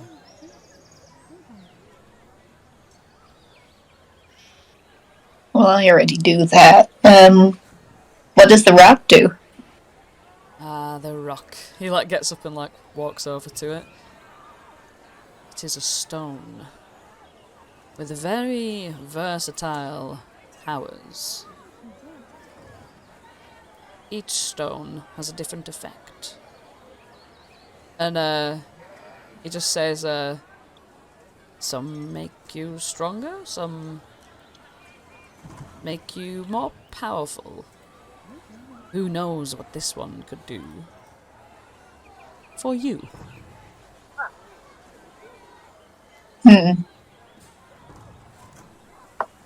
And the broom? Oh, that just makes you fly. Oh. And the other thing? Ah, the wand. Let me just see this really quick. Just have a little read of the wand.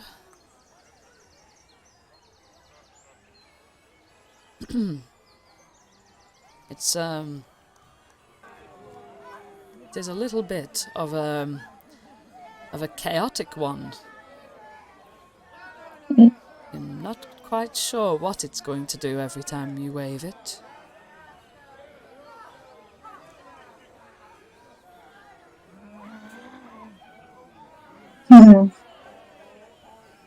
What do you think, Felix? Do you think any of these are worth having to think of Baba Yaga all the time? I think even if it's a memory, you should keep it. Because it's a bit dodge. I don't know. I wouldn't be trading any memories for any of this. Really? Yeah. Well, I trust your lack of trust. So I'm okay. Thank you, friend. Are you sure about that? He's like sort of looks a bit concerned. And he's like, these items are the most rare you will ever find.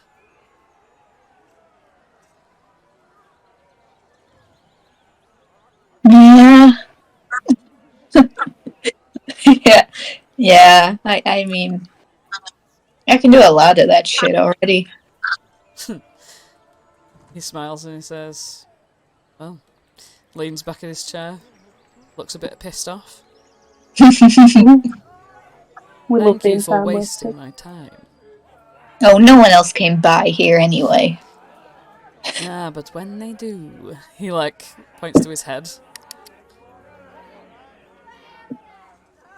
Well, on to bigger and better things. There's 2 goblins in this one. Hello, hello, hello, hello, hello. Well, hi there. Hi. And he goes, this one goes, it's Swapsies, do you want to swap us something? I'll swap you, no, I'll swap you this. This other goblin, like, they look like twins. This goblin pulls, like, a worm out of his pocket, and he's like, I'll swap you this to this goblin, and he's like, oh, bloody hell, what do I swap that for? And he, like, pulls out, like, some fucking, like, lint out of his pocket, and he's like, hey, go on, and then, like, yeah, and they swap them, and then they just enjoy the fact that they've swapped them. Come on, Swapsies, what do you want? What have you got? Swapsies. They've got a bunch of shit on a big long list, which I will try and find here. Where is it now? Trinkets. Where's the fucking trinkets list? It's a fucking big full trinkets list. There's a macro for it and everything. I can't find it, but whatever. It's trinkets. I'll find it. Okay. I'll be amongst yourselves. Huh. This seems a bit more our style, Felix? Trinkets is something we deal in. I do love a bloody trinket.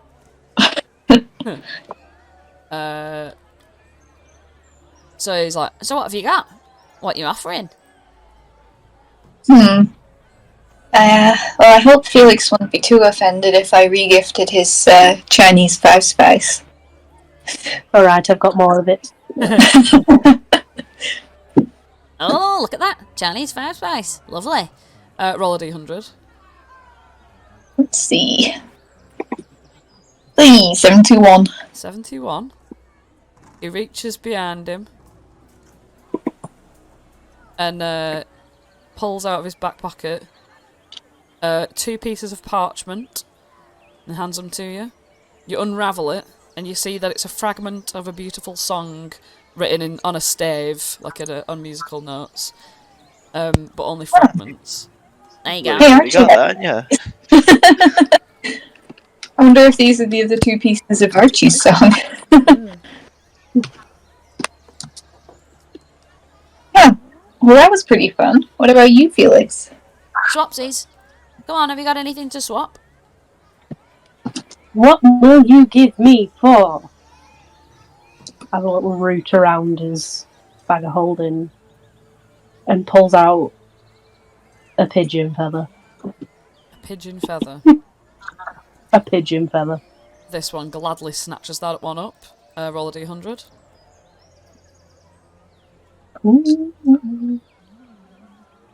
37.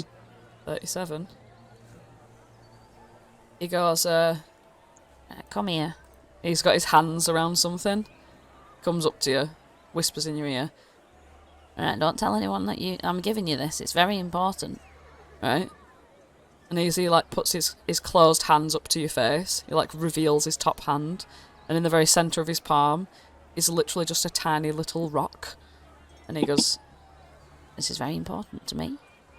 So here you go. It's very valuable. Picks it up, takes your hand, puts it into your palm, and you just look down at this very small rock. The goblin looks at you very sincerely and nods. Felix is thrilled. He's trying to hide his excitement. Any more for any more swapsies? Let me see. Would you like a... Oh boy, I have so many things, and I also already had a disguise kit. Whoops. Do you want a disguise kit? Nah. He like looks at the stuff and he pokes his fingers in around in it, and he's like, oh, actually, and then he takes it. Roll a d100. 3. 3. He goes, well, that's worth something. That's worth something.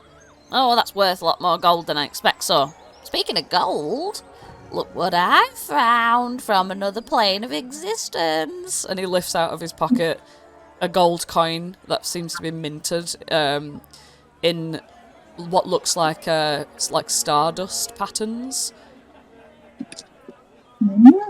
Shiny. Yeah, put that in your pipe and smoke it. I'll put it in my pocket and keep it forever. Yep. Until next swapsies when you give it me back for something else. Hey.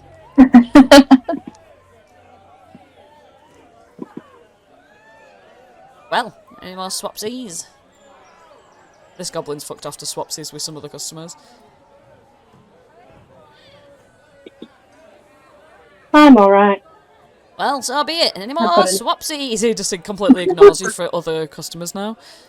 Swapsies, someone else. It looks like they're only interested in you if you're gonna swap with them. Are you gonna do swapsies, Clipper Claw? Well, I've got nothing really to swapsies. Do you want something to swap seeds? Yeah. Can I like... Yeah, go on. What are you going to give me to swapsies? What if I like it? I want to keep it. Well, it's up to you what you do with it. But if I want to keep it, can I? If you'd like. Nice. I have for you. I have a great many things, and it's hard shifting around my pockets. I have a horseshoe. Nice. He grabs it with both of his claws and holds it up, and he goes, Thanks, Holland. I'm going to keep this. I'm not going to do swapsies because I said, can I keep it if you give me a present? And you said, okay, so I'm keeping this one. I did say that. Well, I'm doing it. Felix, look, Holland got me a present. and it's the horseshoe. Amazing. Isn't it just? It's perfect for you. Perfect. Well, meanwhile, we have to do a swanky little meanwhile right now because, guess what? Over in Motherhorn. Now brace yourselves, everybody. But 1 week later, time's been passing on ye olde Motherhorn. Flopsy, where do you think you would be? Kitchen. Kitchen? Okay, so pop. Oh no, you can't really pop yourselves where you'd be. I'm gonna I can't change. see where I'm gonna anything change is, yeah. Motherhorn from dynamic lighting to full vision. Yay! Damn. There you go. Big map. So you can put yourself wherever you want to be, and you're in the kitchen, which I had previously declared was here, as there isn't an actual kitchen room. So you're in the kitchen. All the shadows are following you. Yup. I have a plan for the shadows. Yep. Gleam's shadow also following you, like a little 50s housewife. And all the rest of them bastards are doing other stuff, just I can't be asked to do that right now.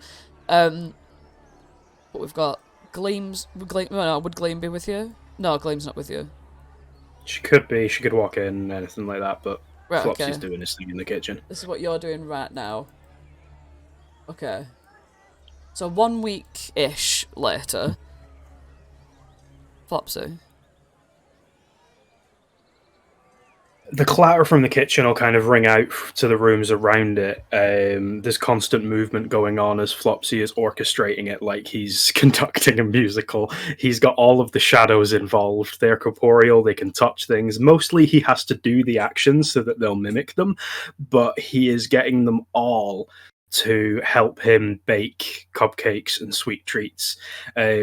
The stores that the hags had in this house might not have had the best ingredients, but Flopsy's doing the best he can with what he's got, and he is using every single thing that he's got. It's just a full-on onslaught of sweet treats and food. Mm-hmm. And he might have a sneaky bottle of sherry or something next to him while he's doing this, but he is fully occupying his time with what he does best. At this point, Gleam and Skek just sort of like peek into the room, and you can see Gleam just sort of like whisper to Skek, and then like they just sort of walk away, and come and find Archie. Archie, where have you been? I'll tell you where Archie's been. Archie, I'll tell you, Archie acquired a taste for flight on Eladon. So I guess Archie's been over here on this bird thing, Archie's zipping been around playing in the on sky. the bird thing, yeah, with Octavia. Right, Where's yeah. Octavia? Oh, there she is. I guess it's like two people mode. Archie's like zooming through the sky, Octavia's gripping on tight, and then they take turns at who gets to fly. And as you're flying sort of like above the stage area, so I'm just going to put you on the stage area. as you're flying, like, sort of circling around, like, Octavia's on the back of it, she's got, like, her arms around your waist, she's holding on tight. Every now and then lets out, like, a really, like, nice, like, woo-hoo-hoo sort of thing, through the clear night, considering, the sort of dissipation of all of the hag magic around the area. The night's really clean and crisp as you're sort of soaring around. It's not too cold. And as you sort of do like a loop-de-loop, you sort of see Gleam and Skek sort of like... Well, Gleam's trotting down these stairs, but it's like Skek's like too really small for you to see, but you can see him buzzing around. She like sort of like reaches up to you and gives a wave.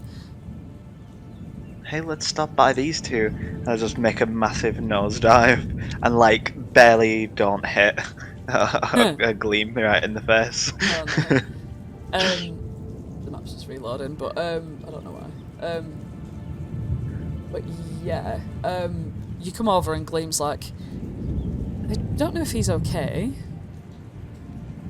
Flopsy? Yeah. It's been a week. It's like hitting on the week mark now. Right. Maybe I should like go and talk to him. Archie gets off the thing. All right. Well, I'll go talk to Flopsy. Love you. Talk louder, Paige. Yeah. Archie's just mumbling, just as I was, sort of like slowly walking up. Gets to the curtain and is like, "Hey, I know what I'm gonna do." Peeks behind the curtain just to see where Flopsy is. Flopsy will be towards the center of the room, just about here. Currently, he is holding an invisible icing bag and trying to like do it in circles, but his hips are doing the circles as well. And one of the shadows is holding an actual icing bag and doing the exact motions that he's doing. Yeah, Archie's gonna like take the curtain down and like wrap herself in it, like almost like covering herself to look like Endolin. I'm back. Hope you didn't miss me. Says Archie. I'll roll a little performance just to see how convincing that was. I hope you roll high. Why? So you can kill me? Yeah. Then you can finally murder Archie. What everyone's been trying to do. Well, let's just load up my character sheet and bloody hell. Tell you something. I'll preemptively roll an insight just to see what you're fighting against. Oh Good my idea. goodness. What You're did you fighting get? against a natural one. Oh, let's try and get better than this, right? That's my performance. There we go. Only just. Just about. Archie's not a good actor. For a split but second, you Flopsy. really think it is Endolin. E-bag, I'm going to pick up the nearest thing to me and try and throw it at Endolin. It'll be a soup ladle. Give me an oh, hello, stutter. An unarmed strike for me, please. Not unarmed. It's an improvised weapon strike. Yeah. My I don't fucking, know. It'd be a dex because it's stutter ranged. doing my head in then. Did you hear that? Fucking hell. Well, set me off course. 19. Nice. Yeah, it's that beats your AC, doesn't it? That's gonna bonk me. Would you like to deal a bit of, I'd say a D4 plus your dexterity modifier? Fucking hell. This is as harmful as a dagger. Well, you didn't think you were Endolin at first. Is this a dagger I It is a see spoon before me? ladle. It'd be bludgeoning That was a damage. one. 5 bludgeoning damage coming your way, Archie. Archie like picks up the ladle and is like, "Is this a ladle I see before me?" I'm just kidding. It's really me. Oh, that really hurt.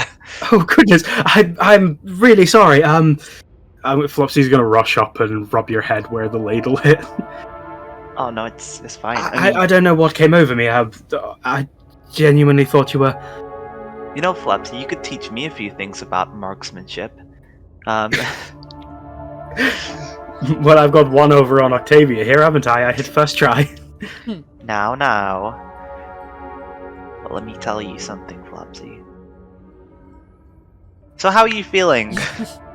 I'm feeling fantastic. Are you here for more cakes? I've got quite a few that you can have. Since you've entered the room, you can see this area here where the cupcakes and cakes have just piled up. He's not stopped making them for the last day or 2 or 3.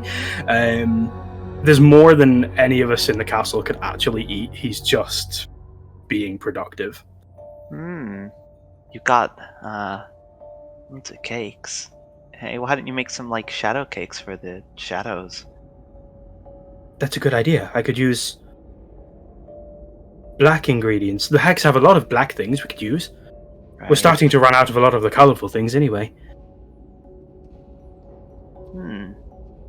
So, it's been a week. Has it? I've barely even noticed. Yeah, I know. You've not gone to sleep in a week. Yes. I didn't really notice that there was that many days gone, to be fair. Flopsy, you've got dark rings around your eyes. You're starting to look like a goth. Are you turning into a shadow? What's going on here? Well, I suppose I have maybe let myself go a little bit, but, what else is there to do? We're wandering around. We've already explored every nook and cranny of this castle, and we're just waiting. So I thought best to make it fun and enjoyable for everyone. And there's lots of cakes to go around. And you've been to at least one of the performances. We perform at the theatre every night. Everybody loves it. It's a laugh, and everybody's happy. Oh, Flopsy. You really do like to avoid how you feel, don't you? But that's just not the way I'm built.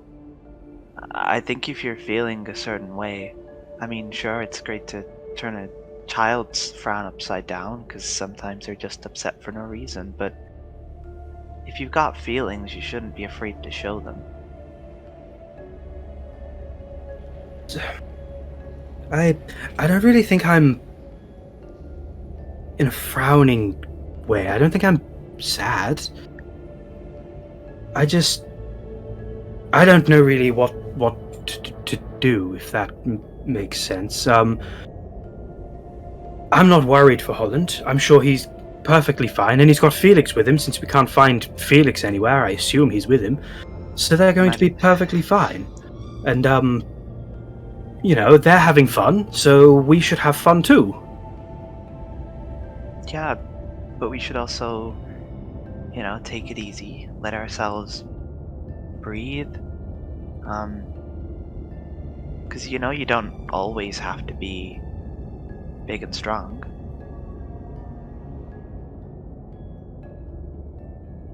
I suppose I always think I leave the big and strong stuff to Holland and you, really. Right, but I still cry when I'm upset. When you're upset, you just smile. Look at this cupcake. You did a smiley face on it, but look at it. It looks like it's gonna eat me. That's the temptation, though, isn't it? Eat it before it eats you. I don't really know what the inspiration was for that, to be honest. It was a little be ate. Well, maybe I get wanting to take your mind off of things, but maybe we could take our minds off things in a different way. You've just got your sense of style back, and you haven't even changed your clothes. You're still half naked from when you took them all off and threw them in the fire. There's got to be a costume room around here, right? Maybe we should find out what the new you is. I don't exactly know if the hags would have a very good closet situation, but I'm sure we could find something.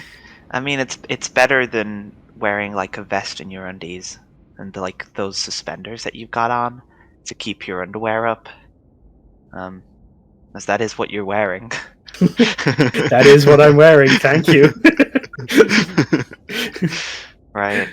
I didn't really look down a lot over the last day or two. Right. Well, let's go find the prop room. Archie, as you exit this door, like you're sort of like you're like leaning the curtain open for Flopsy to come through, and as you open it, you sort of first one through. You hear like you're quite elevated on these stairs, and you see sort of sitting on these stairs over here, Gleam, Octavia, and Skak in a little circle. They've not noticed you because they're much further down than you are.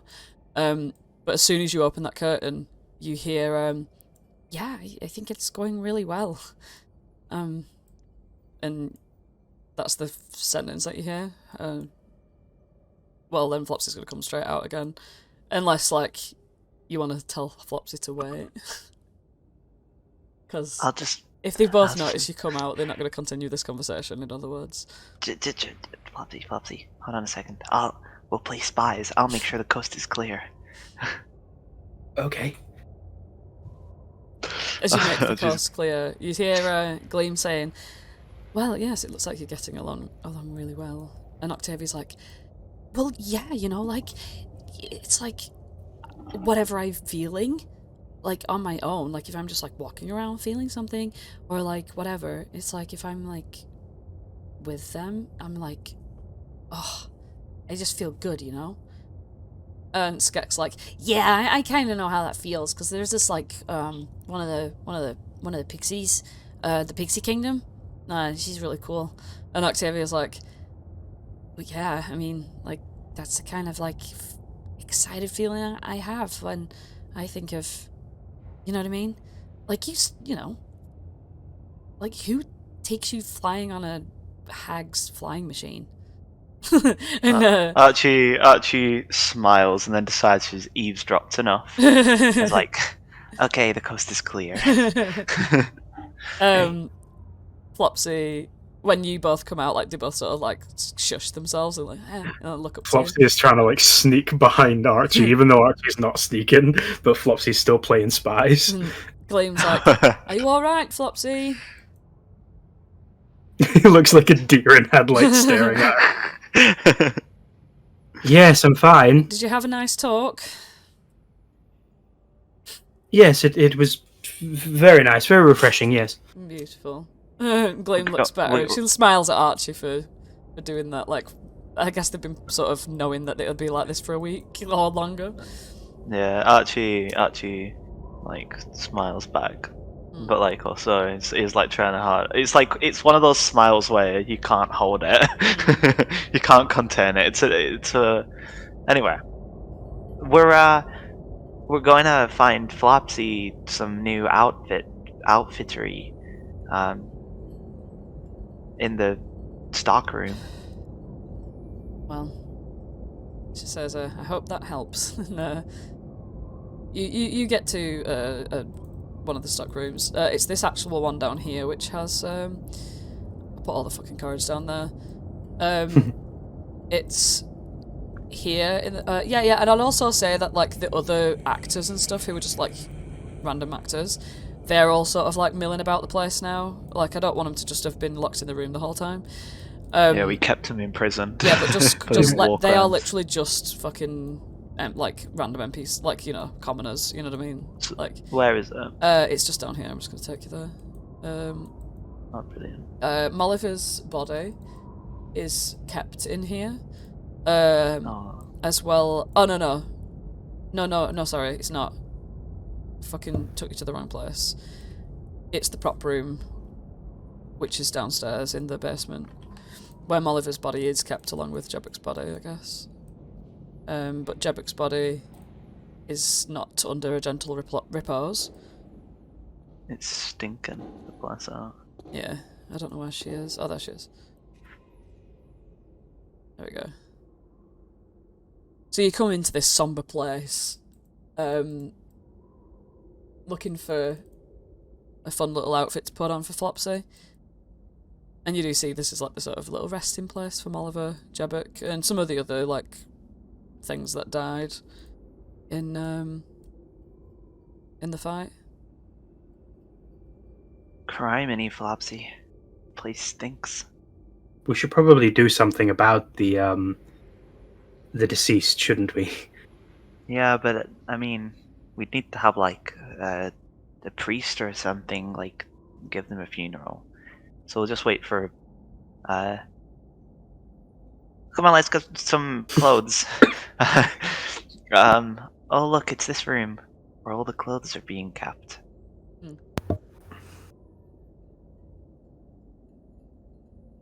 Yeah. Flopsy takes a deep breath after coughing his guts out. When you do sort of root around in here, you do find a lot of props mainly, but some costumes here and there. It really depends on what you want, but mostly it's like pirate stuff and Renaissance stuff. Hey, look at this, Flopsy.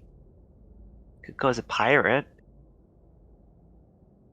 I don't really know if I would pull off full pirate. Maybe if we mixed it with some sort of Renaissance outfit.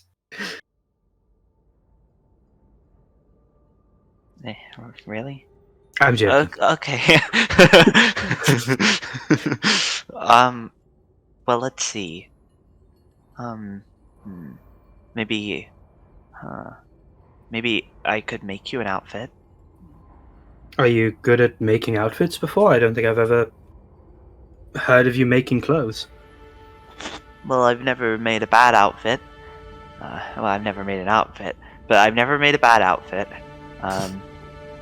I mean, I made my own armor. Like, that was back when I was into killing animals, and then I realized that actually I'm probably a vegetarian now. But that's just what happens, I guess. But I think, let's say you had a style, what would it be? Like a goth? Are you like a goth, Flopsy? I haven't exactly had my sense of fashion since I was about 8 years old, so fluffy pajamas. I suppose I need to find my own style, really. I haven't had the chance to spread my wings, so to speak. Fluffy pajamas, huh? Oh, well, I found this this dolphin onesie, but it's kind of sized for a dwarf. But do you like this? Go on, it's there.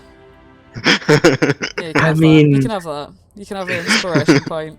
Strikes my soul.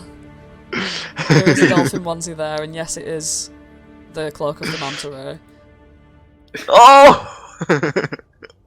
Is it size fat Harengon? It's sized for a dwarf, which would probably be enough for a fat Harengon to squeeze into.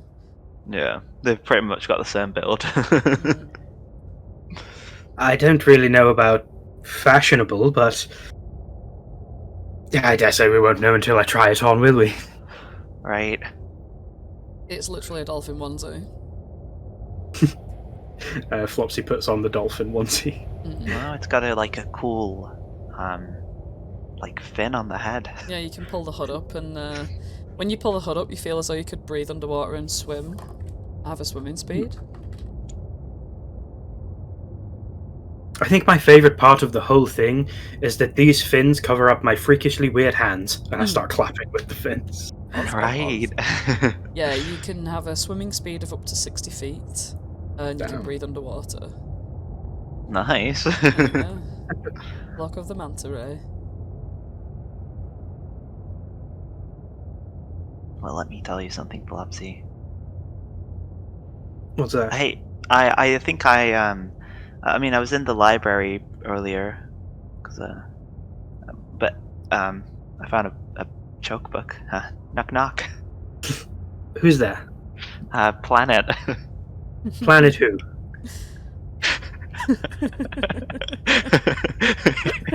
Your delivery could do with a bit of work, Archie. You're already laughing at your own joke. Oh, Mr. Life, if I threw a party, would you?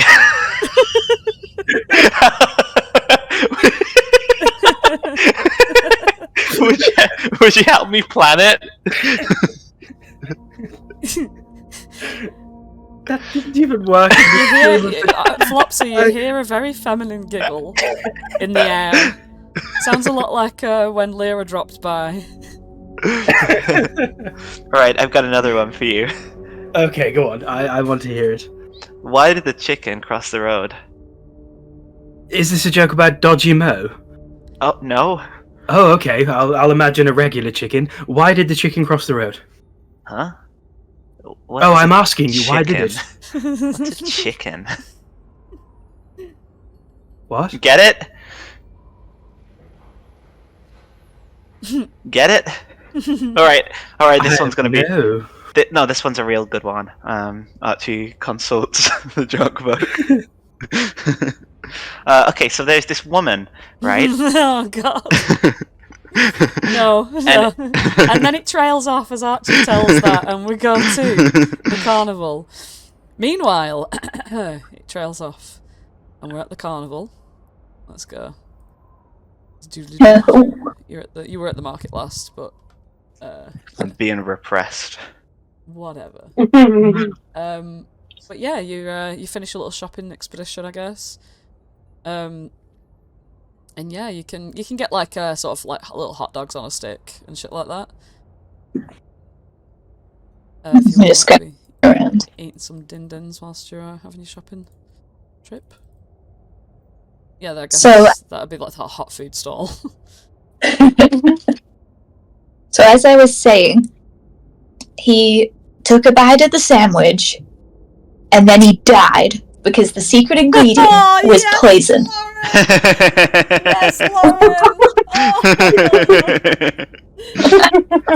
Yes, Lauren! Feeding my I won't let you soul. silence me. Thank you, Lauren. You. Wow. Now Peach likes that you stole the joke. You've cured my ham. Wow. Amazing. I feel like I lost valuable time listening. That's And fucking I hilarious. also feel like it's not the last time I'm going to hear that. Hmm. But moving on. Where do you want to go Where we now? I'll put you back on the map if you want. Carnival. Ooh, a fortune teller? Sounds creepy. Let's do it. Ooh, the fortune teller, eh? Let's have a look at this fortune teller. Scooby-Dooby-Dooby-Dooby-Boop-Boop. Fortune teller, fortune teller. Talk amongst yourselves as you travel to the fortune teller, please. I I wonder. the number of coconuts. I wonder if she'll be able to give like a Dodgy Mo a reading. Honestly, I don't think even the most skilled psychiatrist could read Dodgy Mo. Yeah, they say eyes are windows to the soul, but I look into Dodgy Mo's eyes and I think of bricks. Yeah, what are they windows to if you don't have a soul? Mm. There's like an eerie silence as we're both stare into Dodgy Mo's eyes. Okay. Alright, here we go. The scent of incense drifts from the open door of a beautifully ornate wagon. Through a gap in the curtains you see an ancient woman, even though she doesn't look very ancient with all of her beautiful long black hair. Still has an ancient look about her. Huddled over a softly glowing crystal ball, she looks up at you, and you see that her eyes are pure black. What a theme. She smiles a wrinkly grin and beckons you to come inside. Madam Fortuna, it says upon the desk. And when you get closer, you notice that she's more than likely a high elf. She'll do what for tuna? She will Fortuna. Yeah, she can see that with the clothes she's wearing, that she's probably... She looks quite similar to all of the like workers that just are, you know, like typical hands. She doesn't dress like particularly like a fortune teller, is my point. But she still sort of like has this weird sense about her that like out of everybody who so happened to work here, they probably chose her because she looks very strange with her eyes and stuff. But as you come in, she's like, "Good evening." Hey. I suppose you're asking. She like stops and twists her head to like listen to the sky or like the room around her. No. Oh, you want to know your future? Yes, please. However, did you guess? Some people ask for many things. She stops and twists her head to the other side again. Fortune? Do you think that asking me will help it come true? She twists her head again, like just to sort of listen.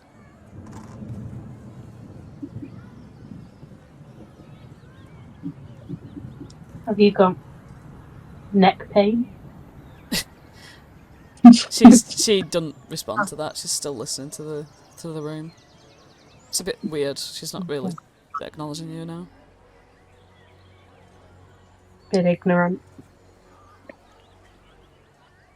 I'll look in Dodgy Mo's eyes for a bit longer.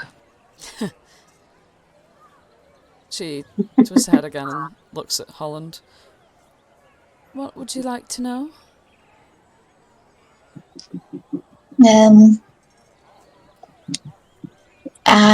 I guess just something about my future. Anything really. Roll me a d4. Okay. No problem, lady. 4. And one more. Another one? Now you're pushing it. 3. I like the implication that the woman is making Holland roll some dice. She says, she says, "Oh," and closes her eyes, which gives just a little bit of relief from a strange, like, black stare. But then she sort of like shuffles towards her, like, bit closer to a ball, like the crystal ball that she has. And she's just gonna like fan her hand over it once, and as she does, this sort of like foggy swirl happens, emitting like a really glowing light. You're kind of drawn to it to like go closer to the table. It's a very nice like tablecloth as well, with like little mirrored sequins all built into it, which sort of make the light look ever so twinkly. And you get closer, and you see that in the swirling mist, you see Flopsy's concerned face looking at you, and then it just like disappears. You see a huge blinding light, like, and the sound like zzz.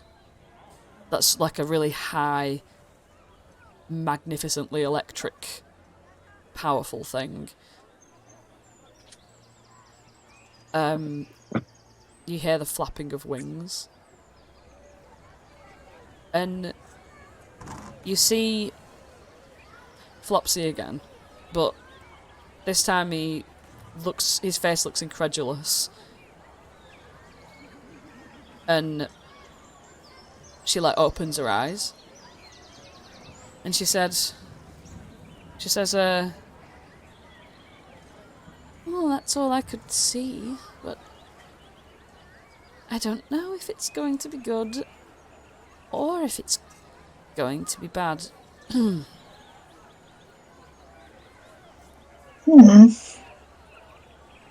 Neither do I.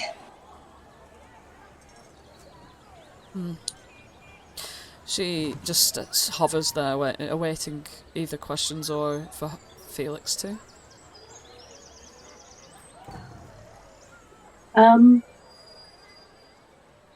Yeah. Tell me something about my soul. Roll me a d4.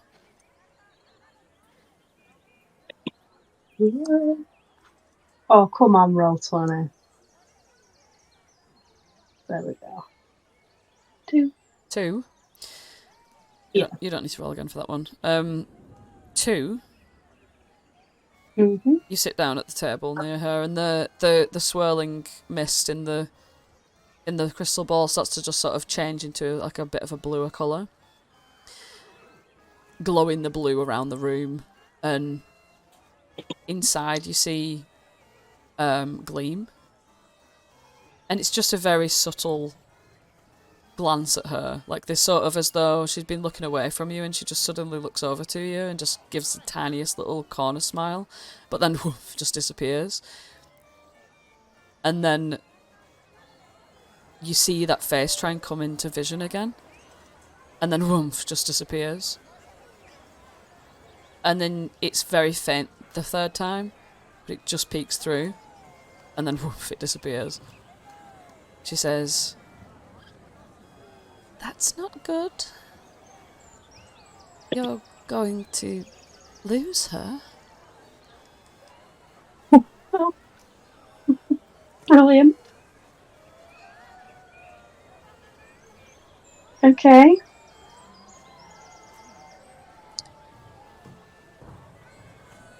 She stays there, like hovering, like on the last fucking syllable she spoke. That's where her body remains, like still.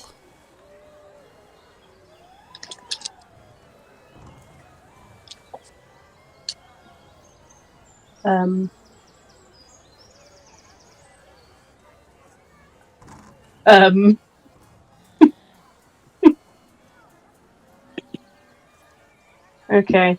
I think I've had enough of this.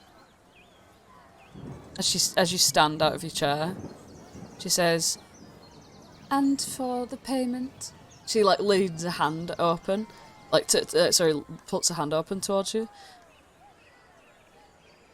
and she says, How much? "Cross my palm with your most sentimental object."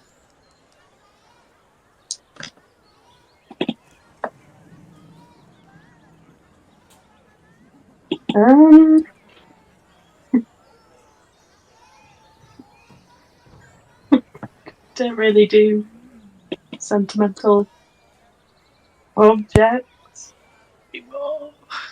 Dodgy more. Fucking Peach is screaming. Don't you know the background. sentient Oh my being, God. don't you?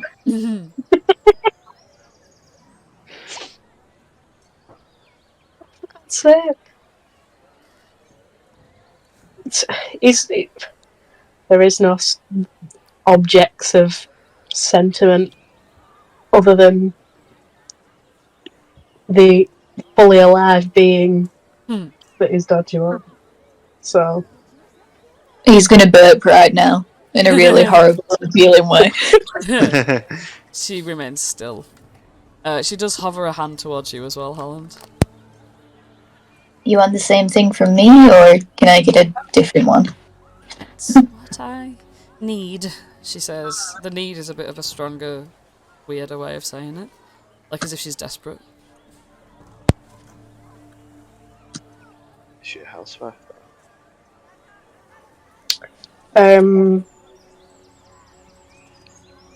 fucking hell, I mean, Felix gives her another bag of Chinese five spars. Roll me a deception check, if that is not sentimental to you.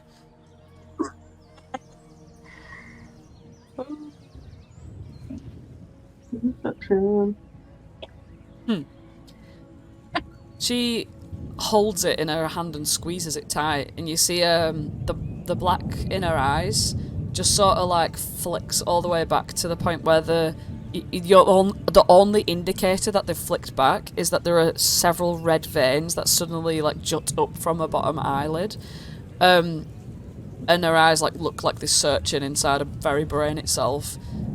Tell me the most like sort of emotional moment you've had with this Chinese 5 spice.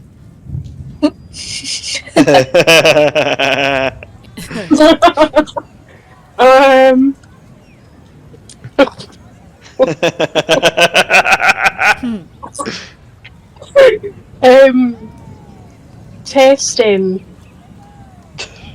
his first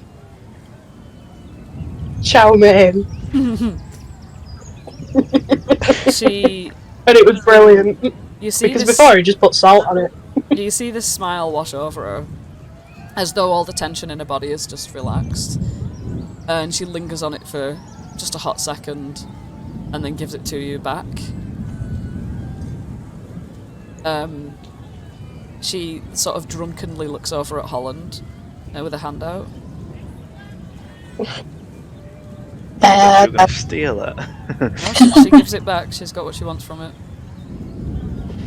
I don't know. It's out of 2. I guess I'll unclip my Lyra pendant and sort of place it in her hands.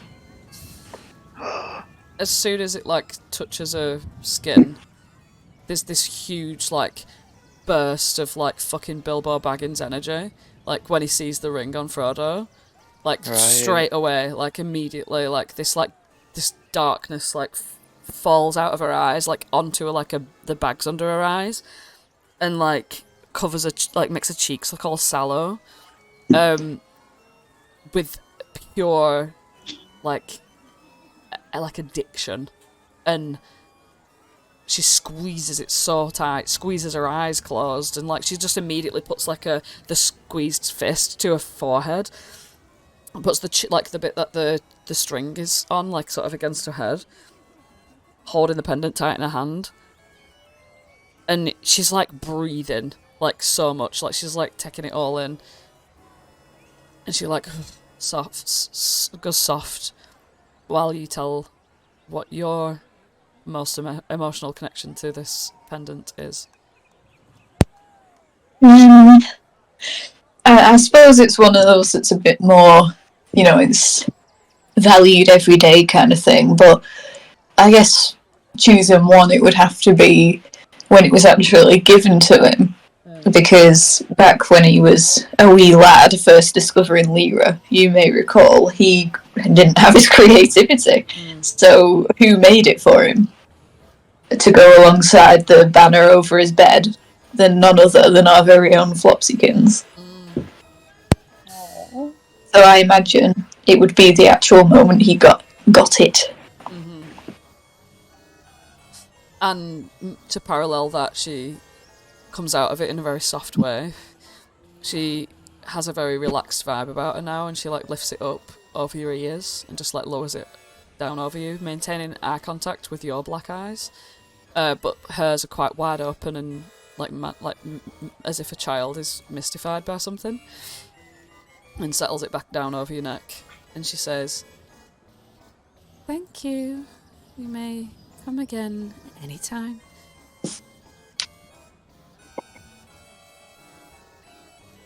Okay, thanks for the visions. You see her like twitch a little bit with happiness as something roils inside of her body. And she's just having this private moment to herself, like as you sort of leave her, of just squirreling a little bit with it in her. Well, that was also unusual.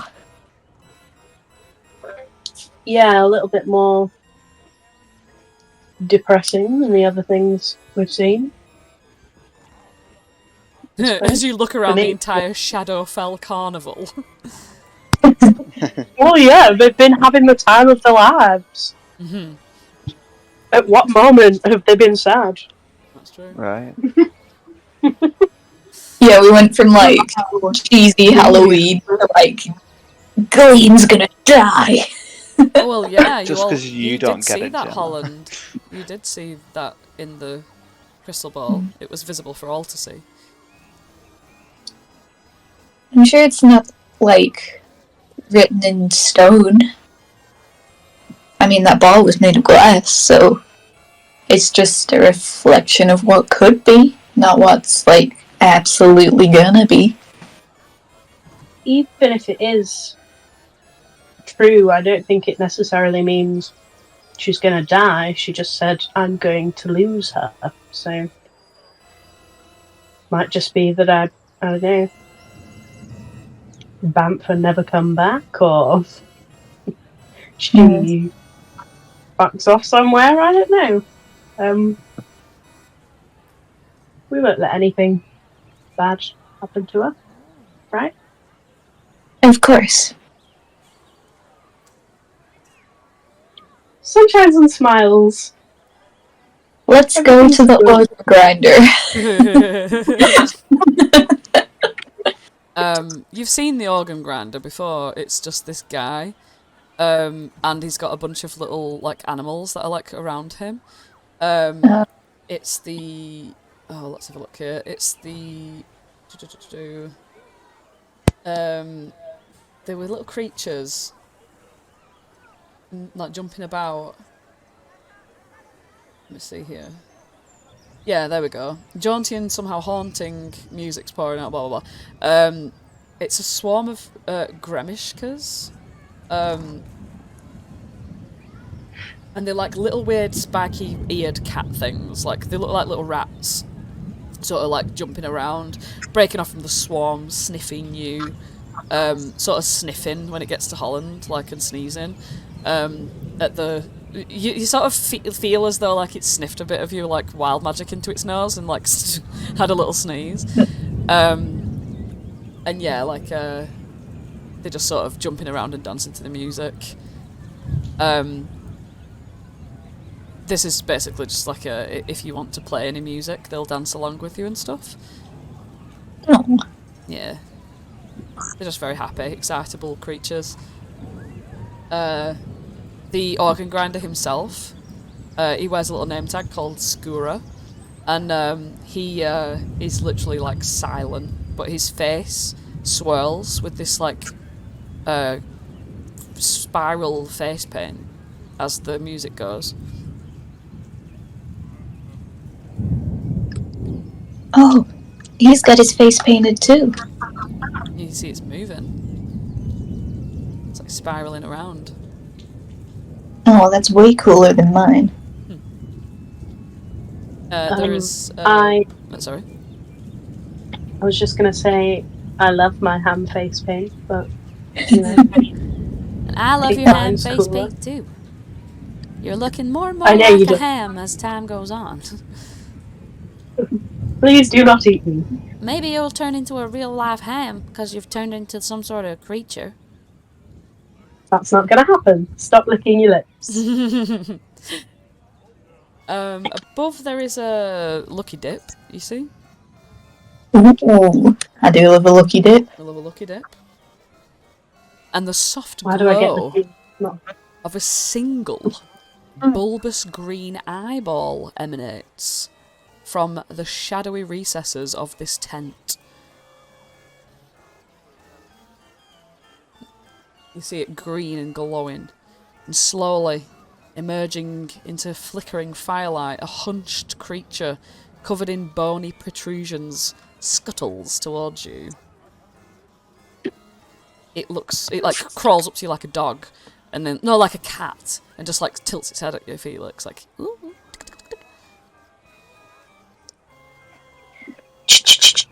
You chit it towards you, and it's like climbing around you, looking really interested. It looks at your bag of holding and like jumps up and like puts its paws on your bag of holding.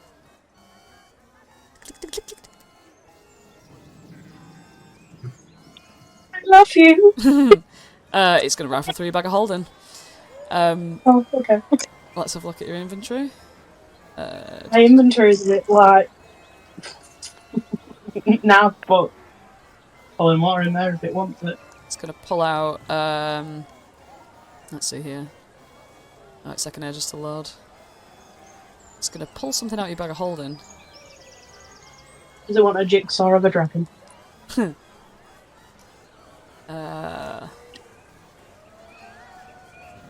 It's gonna pull out. Bright green feather. Yeah, it's gonna pull out the bright green feather. Look at it with its bright green eye, smile, and be like, tick, tick, tick, tick, tick, tick, tick, run back into its little tent. Okay, I want to take you home.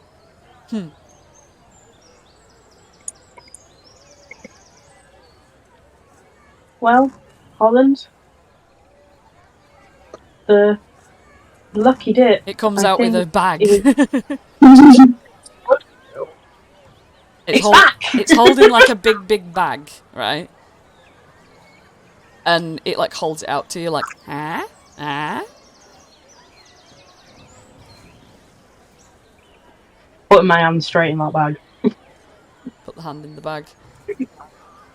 And as soon as you put your hand in the bag, make me a wisdom saving throw. I'm just anticipating losing everything. An eye, some ears, a hand. Oh. 14, right. Roll me a d10.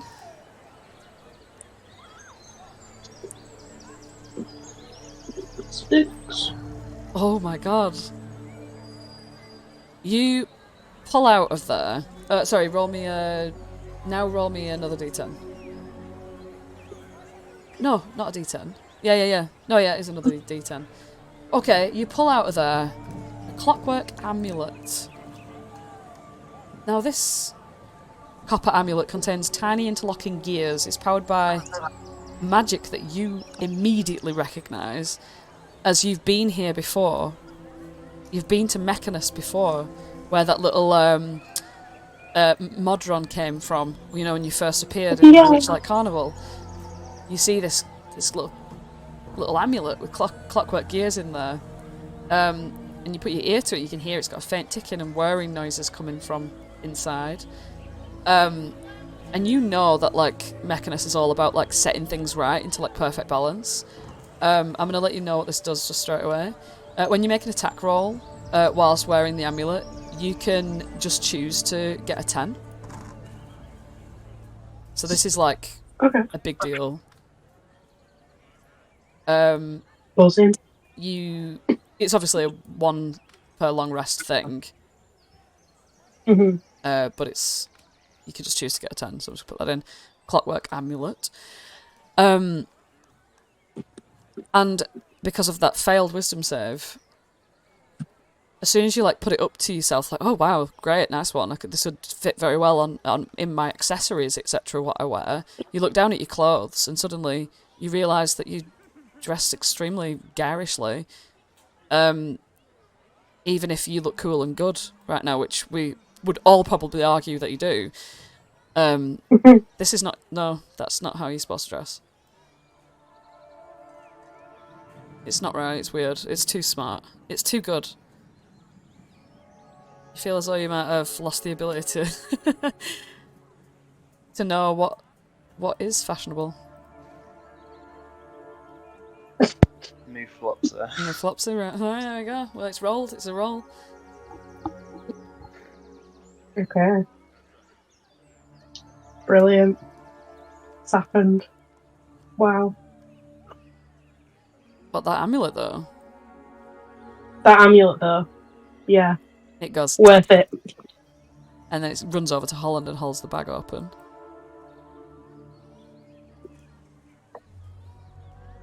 Well, let me see.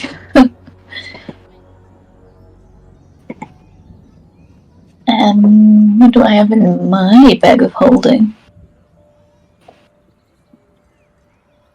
It's not trying to steal anything from you. It's just asking you to put your hand in. Oh, in? Oh, okay. Get Yeah. something from the bag of holding. Make a wisdom save. Bone out the teeth. Bone smack the teeth. 15. Roll me a d10. D10. 5. Okay. You pull out an immovable rod, Ooh. and you don't feel any different. Still high. A cheeky immovable rod. Thank you, my good friend. It goes, tick, tick, tick, tick, tick, and then it like runs off back to its its tent. Clapclaw's like, wait, what about me? And it goes, tick, tick, tick, tick, tick. Clapclaw is gonna roll a d10. A wisdom saving throw. As he dips his little claw into the bag.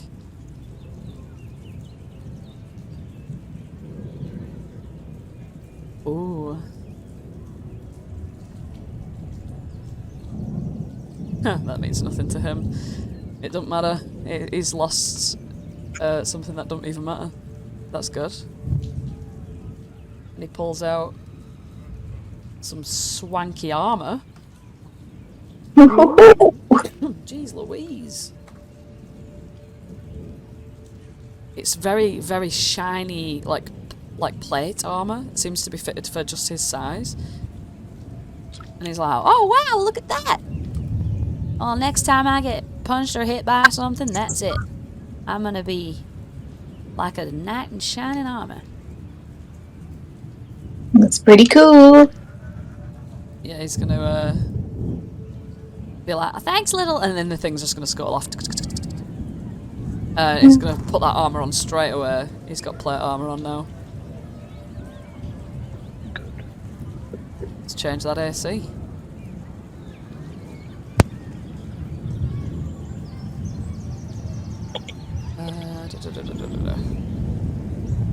So yeah, what are you doing?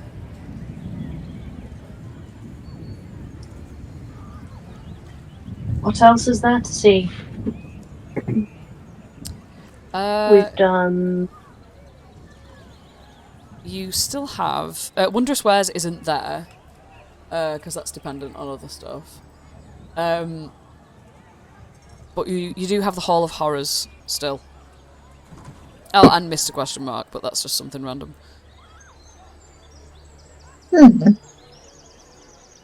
Well, the horror ride in Witchlight always ends so well for me. Let's go have a look in there.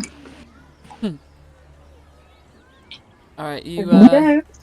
like gets to the outside of it and he's like, Do you think it's a scary ride? Probably. You don't have to go on if you don't want to. Well, I wonder what kind of ride it is. As you sort of enter this doorway, you walk straight into a very, very dark corridor. Like, it's just pitch black dark. Felix, you feel like Holland has completely disappeared as you sort of wandering through. Like, the light from the outside just completely disappears as the curtain closes behind you. And like, it's dark, it's twisty, it's turny as you're sort of wandering through. Until you start to smell this like weird sulfuric scent as you open up onto this very dark, sort of like underground looking platform. It seems as though you might have descended into the ground a little for this. And it's like a station platform. You see this like really horrid looking goblin just sort of standing next to a machine with a lever on it. And there are, as you sort of eyes adjust, this darkness, it's pitch black still, even here, apart from the tiny little lights on the guy's like lever area. Even in when your eyes adjust, you notice that beyond this platform, it seemed like to be this dark, endless space. But you just see next to the platform itself a track, like a rail, and rumbling in the far distance. You just hear like one of the carts just come up, park itself, and it's like really fucking cool designs, as though like it's like flames, black fire, sort of like as if it was a comet that would shoot around a dark space. Clapperclaw immediately is like, oh my gosh, that looks so cool. It's like the flames on my claws. Oh yeah. The guy coughs and he's like, it costs 1 gold piece to ride this ride and leave all of your dreams and wonder behind.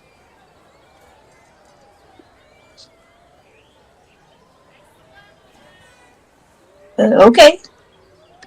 Is that spooky enough for you? Very. Well, climb aboard. He lifts up the little thing you get in. And as the sort of lap belt thing pops down on your knees, you feel suddenly... Well, both make wisdom saving throws. Wisdom saving throw. What is this? What the Of Holland, you feel immediately thrilled. Like, immediately. But Felix... something about the vibe here.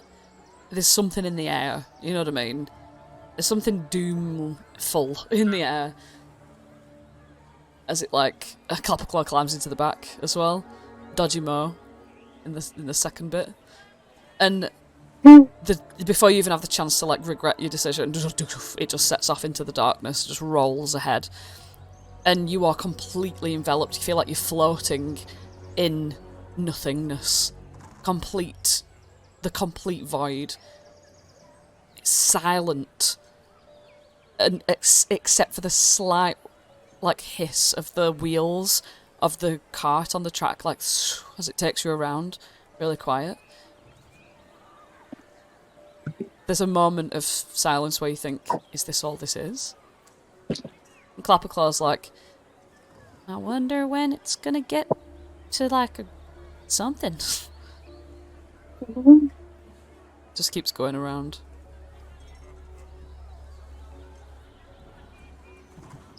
You don't feel any climb like a roller coaster would. It just feels so smooth, like weightless.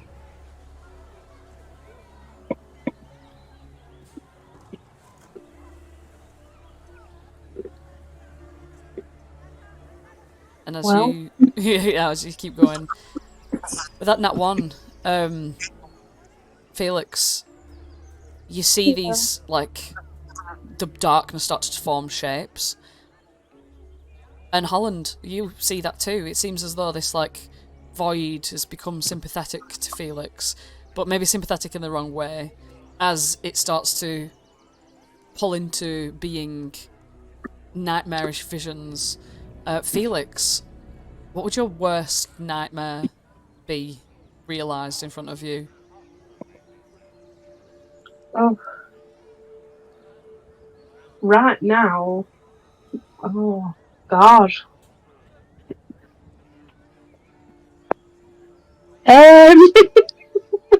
Fucking hell. Probably just everyone fucking dying, yeah? Worst nightmare, everyone dying. The scene turns to a plane of hell.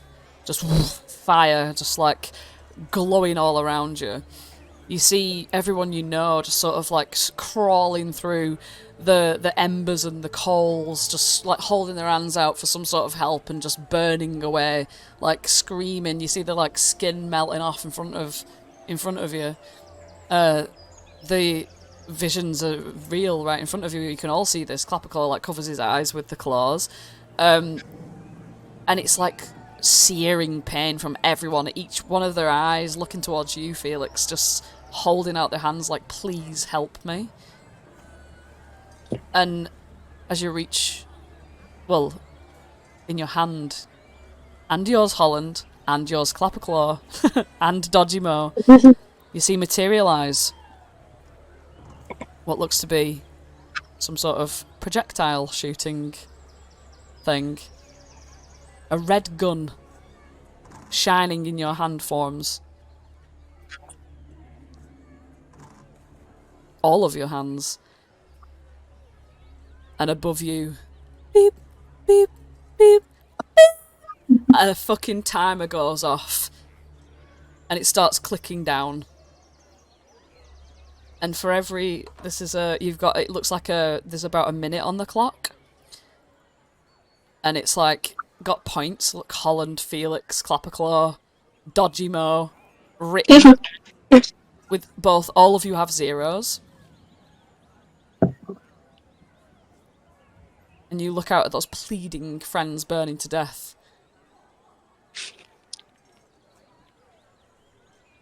What do you do?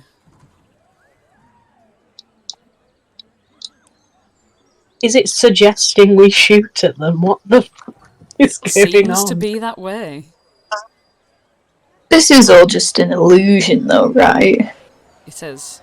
You know this, So- Holland. You know how these things work. I think there is no moral dilemma here, and I'm going to shoot at one. Who out of Felix's life do you shoot at first? Was there an evil Dodgy Mo?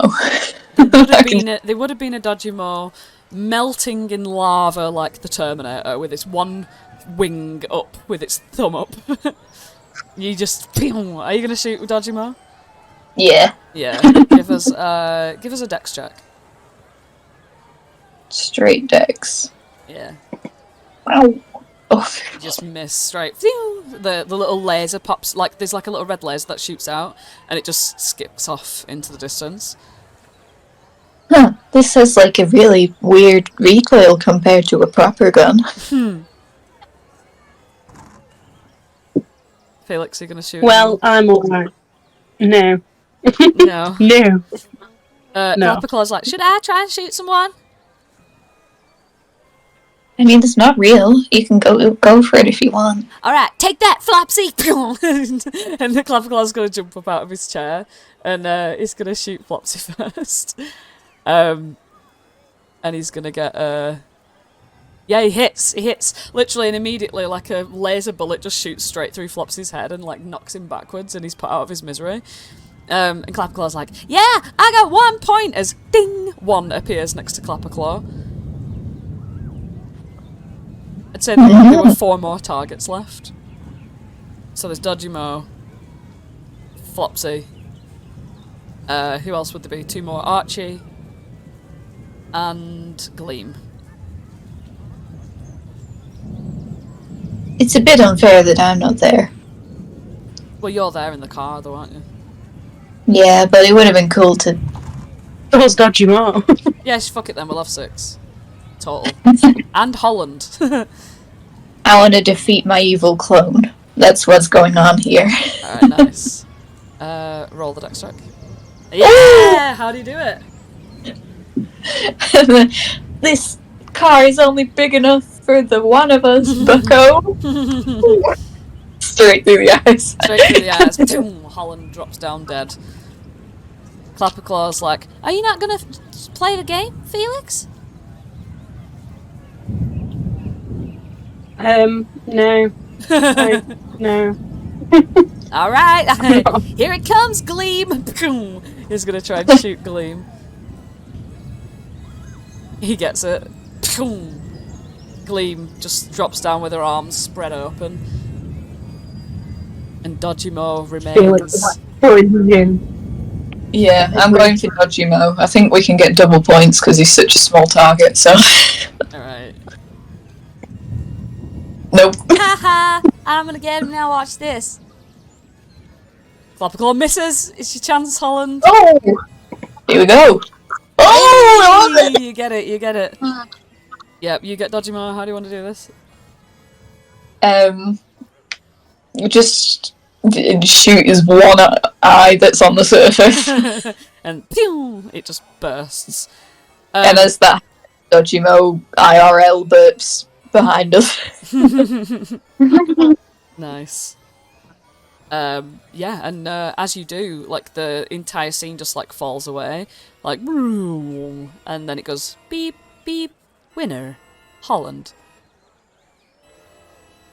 Oh no, is it Holland? No, yeah, Clapperclaw got 1. Holland got 2.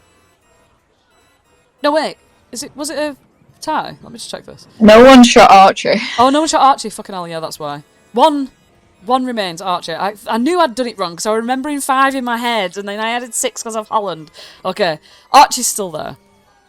So it doesn't do that. Clearly. Got one more chance. Flapclaw's like, who's gonna get there first? Well, it's your turn, so probably you. Ooh, Nat 20. Yeah. Flapclaw. So it is a tie. Is it?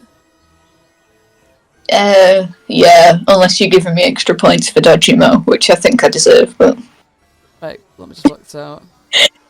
Right, so you got 1, he got 1, you got another, he got another, it's 2-2. Who's still alive? Flopsy, Holland, Archie, Dodgy Mo. Oh, I can't remember. Whatever, it's a tie. Whee! You fly out of there. No, we'll do one more and say this is the tiebreaker. Right, he gets an 18.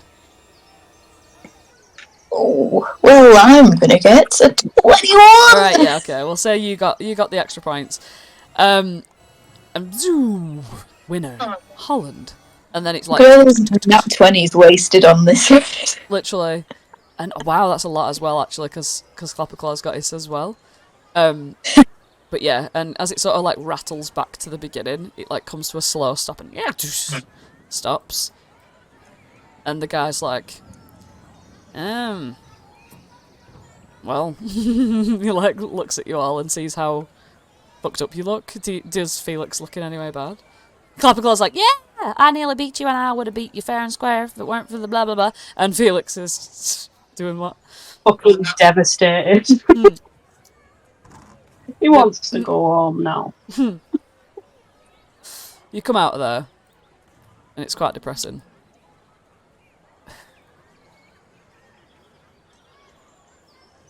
Clapperclaw's having a grand time.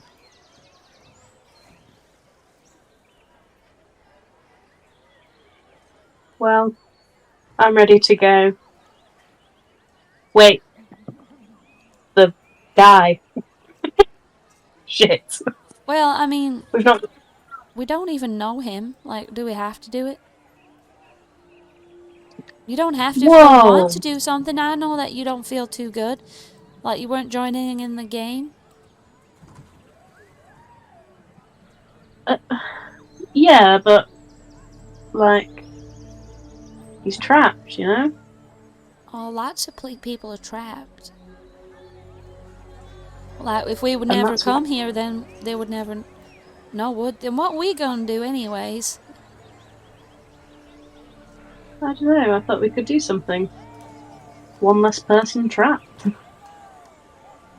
Well, I don't know how to lift any curses. Yeah. You're right, I don't think there's anything we can really do, is there? You don't look like you're having a super good time, so maybe we should go home. Yeah. I mean... Just in case. How long have we been here? Couple It of is hours? getting late. Yeah. They might start to wonder where we've been. Yeah, I mean, it's been like, what, most of the afternoon? Flopsy's probably work. Yeah, let's go. Are we gonna get the guy? Well, I said that, but I don't... We're still kind of stuck, aren't we? What are we meant to do with him? Well, it depends. Are you gonna let him We can't- free before we go and see what happens? I don't think we can help what's wrong with him. Yeah, I don't think we should let him go if we can't lift the curse. Was it definitely a curse, or was he just like a bit of a freak one day of the month? I don't know. I think that Well, that snake lady said that has been cursed to be that, like a were tiger or something. Huh. Well, you know, I'm feeling quite stronger as of late. And I think with a little guidance from Lyra, I could maybe, help with that now. Oh. Yeah, it's getting weird. I've been feeling a little stronger lately. Are you doing a divine intervention? No. Do you think you can? You might as well. I could.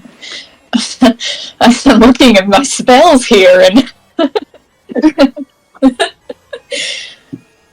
I don't know. I just get the feeling that if I pray to Lyra, I'm feeling so connected to her that I could, I don't know, remove a curse. Oh. Well, that's good.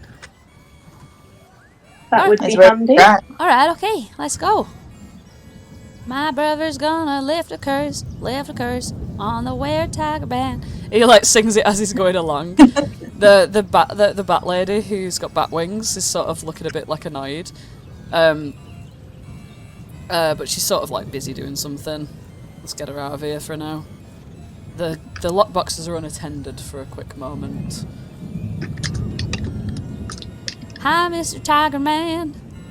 And he looks at you.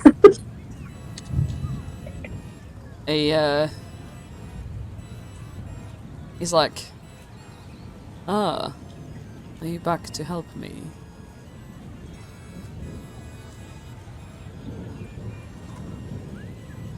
Yes, we are. He looks a bit emo and he's like, well, I'm afraid there's probably nothing you can do. He's puts his eyes down. Well, I'm optimistic, and I would like to try to help you. So, can I hold your hand while I ask my god to make you less cursed? He extends his paw out to you. He's a bit coy and shy about it. But you stand in front of him and One hand on the paw, one hand on my Lyra pendant. let's go. And you do your remove curse spell where you make me that wild magic roll. I will indeed. Getting quite high up now, that's back. Yeah, what is the stack? Oh, that's fine. It's at It's at what? 8. 8, Jesus. Yeah, but it's fine. Yeah, you feel that the power of Lyra is much less chaotic for a moment as you hold his hand, and you see his paw just in your hand just start to get bigger, and you see his clothes start to fade away, and he's morphing in front of your very eyes into an actual tiger. Hey! Oh! He wasn't a were-tiger. He was a tiger-were. And this tiger is a legit, just actual tiger. Not standing on 2 legs, it's just a tiger. Oof, it's quite large, isn't it? It's there. He got bigger. I'm gonna... I suppose you can't talk now. No, you just hear his velvety growling. He's very happy. He looks very happy. Should we let you go to the snake lady? It's a tiger, so it doesn't really understand what you're saying. I will speak with animals then. Alright, okay. And that's a spell, first level. Right. There we go. Roll that D100. No, bloody Nora. 81. What is it? 81. 81. 8 and a 1. 81. That better not be the hair one. I'll be so mad. Oh, that's boring. Roll again. You can take an action immediately. Obviously, you can already do that in 83! 83. Ooh. Rolled 1d10. Oh no. What do you think I'm made of? Dice? Bloody 5. each creature within 30 feet of you is going to take that much damage, necrotic damage. No! But you're going to heal it. So each creature within 15 feet of you, you get 5, 10, 15, 20, 25, 30, 35 health as a darkness emanates from you and like saps some of their life force. If you were already at full, which you probably are, I'm going to let you have those as temporary. Nice. Mm-hmm. Means you lose, guys. Yeah. Well, Yeah, and Clapperclaw's like, ow! That really, something really hurt me then. Is that, like, someone interfering with Lyra? Yeah, that felt weird. Thankfully, all of these creatures around you are healthy enough to not die from that. Are you okay, Tiger? Tiger doesn't look too fussed. So, do Oh, you want is it us speak to... with animals? Yeah, sorry, so yeah. Yeah. He goes, no, I wish to be with my love. Okay, I can try and pick the lock, I suppose. We didn't think this far ahead. Have you got thieves' tools? Hold your horses. Hey. I do.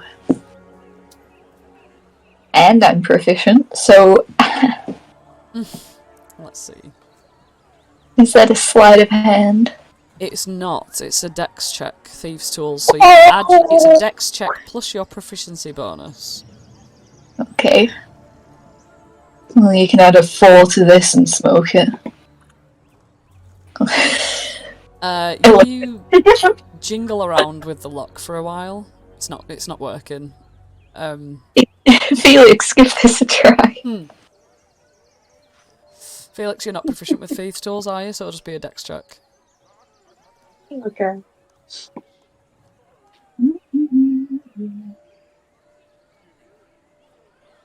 Nice. Hey, Felix just step in like a professional, just swoop, pop that little lock open, and immediately the tiger comes like bounding out and just runs straight towards the snake area. The snakes, as you watch the pit, sort of like, they all move like against the pit walls to sort of create a space for this fucking tiger to come bounding straight into it. And as you do, you just see her in there. She's, what is her name? Salisa. Sort of, it just embrace him as he's like snuggling all up to her and everything. And she like she takes a bit of time, like stroking his ears and stuff like that. And she sort of pops up towards you all. I guess if you follow down here, oh, he's not there. Yeah, if you follow down here, she pops up and she says, "Thank you. I can't believe it. He's back to exactly how he was. Oh, look at this cute, beautiful creature." And she's like stroking his ears. He's loving it. He's like got his head tilted back. Well, Great. I suppose I better give you your reward. And she hands a little black bowler hat over to you. Woo! Perfect for Flopsy. And when you flick it, a pile of rats plops out of it. Will you roll me a D100, please? 8 rats come scuttering out of there and just run around the whole place. Yeah, they're like climbing up your legs and fucking everything. They're just like running around all over. How And peculiar that such an item would end up in Lauren's hands again. and the snakes all immediately just up straight away, their heads just hovering, looking at these 8 rats. You see them like dart their snaky mouths towards them in efforts to catch. Yeah, you just see all these snakes and rats just fucking jumping about. Yeah. And she does a big smile and she's like, "I don't mind having to put the effort into catching more rats to feed my pets, but now I have my love. He can hunt them for me. She's very grateful and hugs him. Wonderful, happily ever after. Holland, let's go home. Oh my god. Yeah, I know that you want to go, but what does that make you feel any better? A little bit. I like rats. I could do with some of that ham everyone keeps going on about, so... Well, I know get where there is some ham, because Holland found me some ham at Motherhorn, and that's where we're going to go right now, and you don't have to worry one little bit, because that's where we're going. That's true. Meanwhile, at Motherhorn, 2 more weeks later. Here we go. We're in Motherhorn. 2 more weeks later. Obviously, please don't pay attention to my placement of NPCs right now. I'll do whatever I like. Archie, where would you be 2 years? 2 weeks later? 2 years later, bloody hell, I think I would have left by now. I think Archie... Talk a bit louder.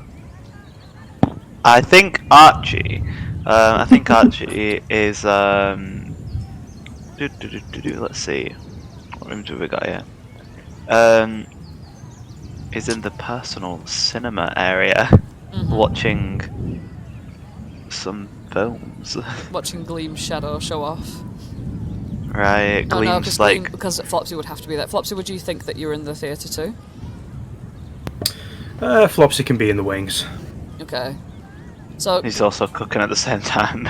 Gleam's shadow is okay. So we've got Archie in there. Right. Flopsy in there. She's doing a reenactment of the famous play Let's Kill the Winter Eladrin, which is published on our YouTube video channel, if you want to watch it. Okay. Yeah, and you see Gleam Shadow doing the acrobatic edition of the Winter Eladrin. Where the hell are you?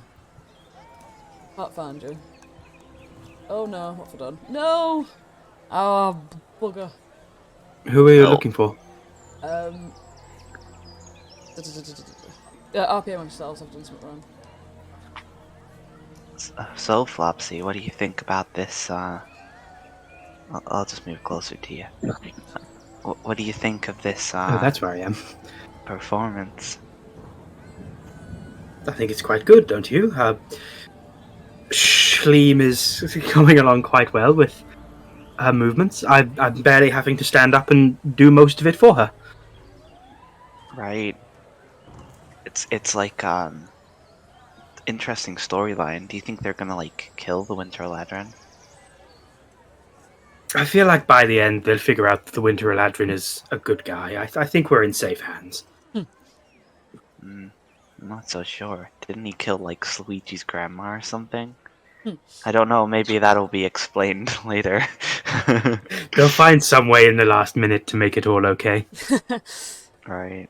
Flopsy, what would you have been doing during this downtime?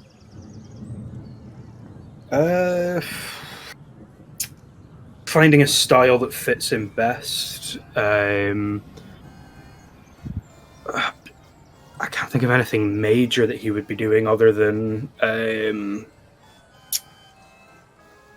being better than he was. He's not overcooking or overflustering. He's kind of taken a massive weight off of his shoulders and is spending time with the friends that are there and not so much worrying about the ones that have left for now.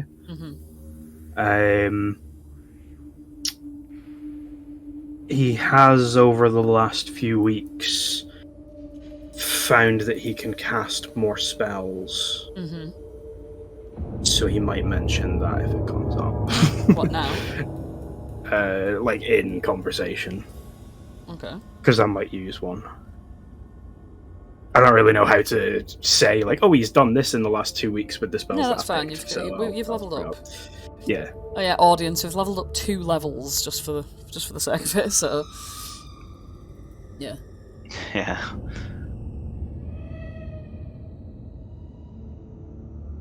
So what are you doing? Where would you like Flopsy to be in one of these days? Well, right now he'd be in the theatre. Yeah, with we're just doing flash. Archie watching this, yeah. Flash scenes. Because this is a vibe that's what Archie would have been up to, but like if you've got anything that you want to... Any scene that you want right now, we can just flash to it. I suppose we could have me practicing one of the spells that I've learned.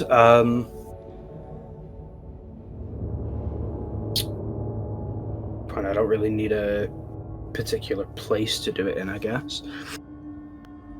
But he would have got up one morning after hearing faint musical notes, whispers in the weave, if you will, and knowing that he can send messages through to different places and people. So, just as a test, before he goes to show everyone else, he would have picked up a croissant and used it as a phone and said, I can count the words for myself. Hello, Holland. It's been a while since you were here. Things are great. We're just waiting for you three. How's the carnival? You having fun?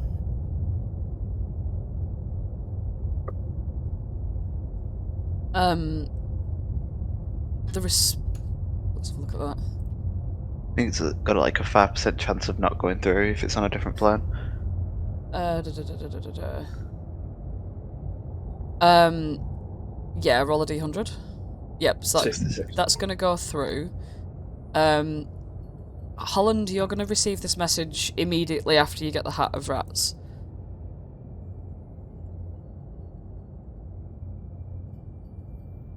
Oh, hey. Yeah, we're coming back now.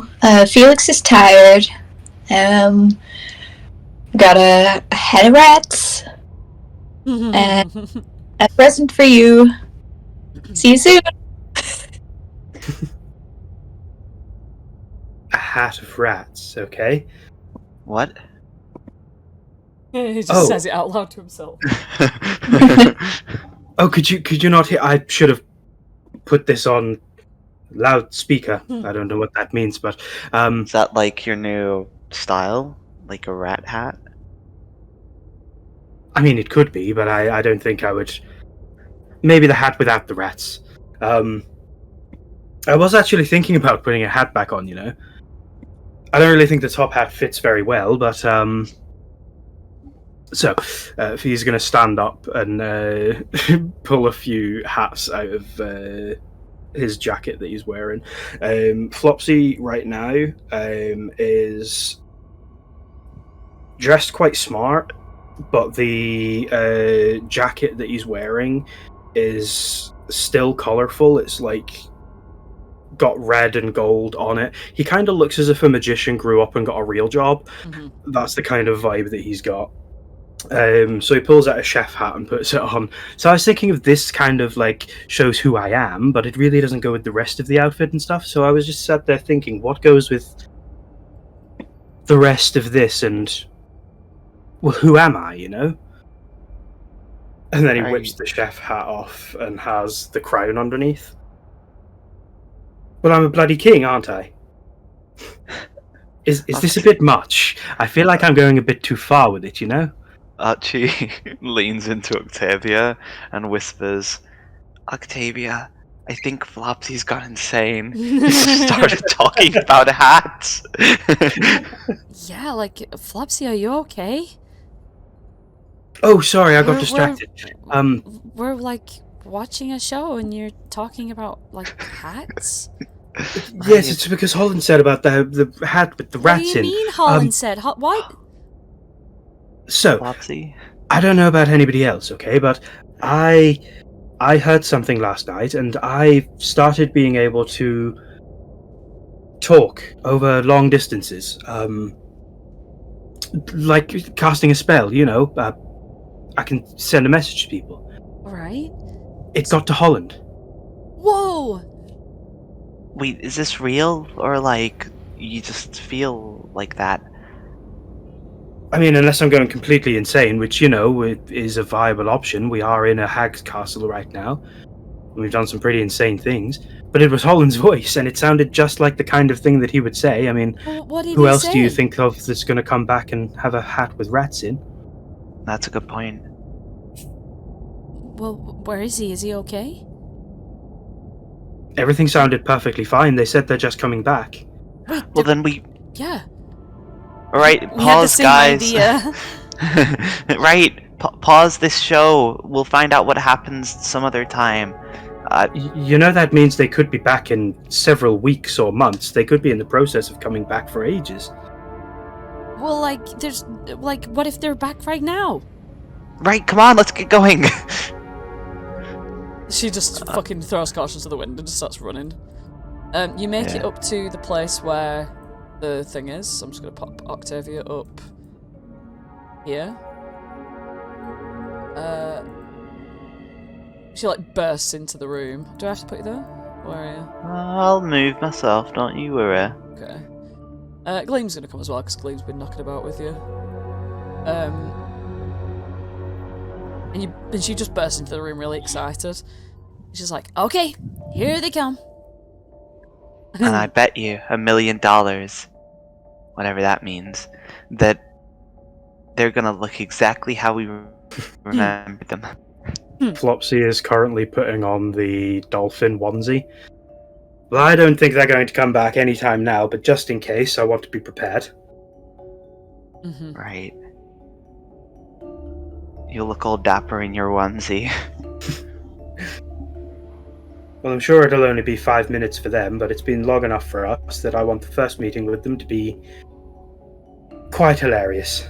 Something joyous, you know? I don't think anything is going to disappoint me now.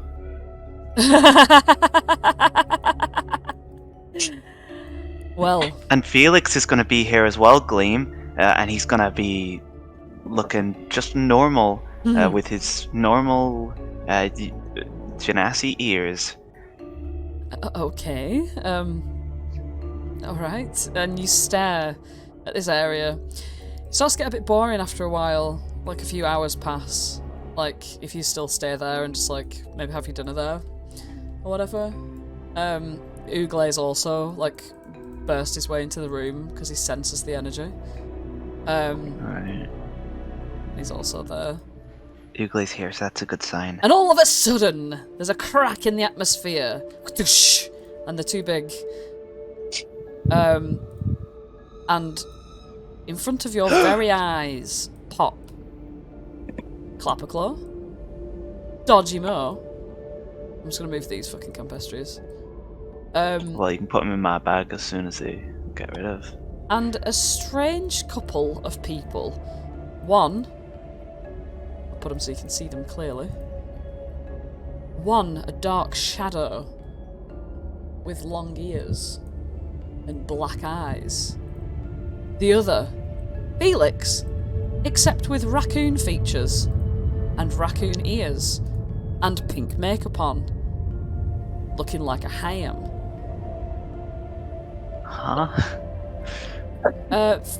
Holland and Felix, would you like to describe yourselves as you emerge from this portal? Zoof, into Motherhorn.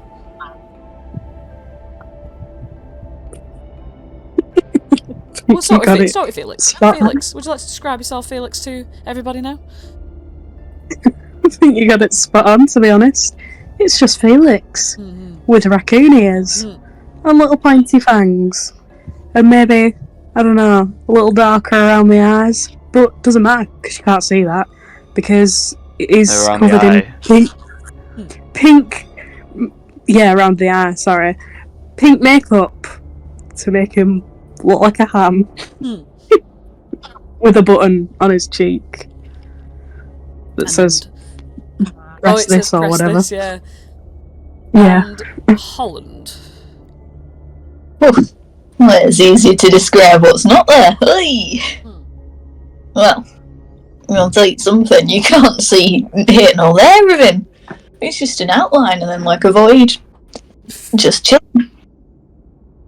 I mean, you can see some features on Gleam's shadow, but I tell you, Holland's shadow, not a feature in sight. But before anyone says anything, Dodgy more burps. Hey!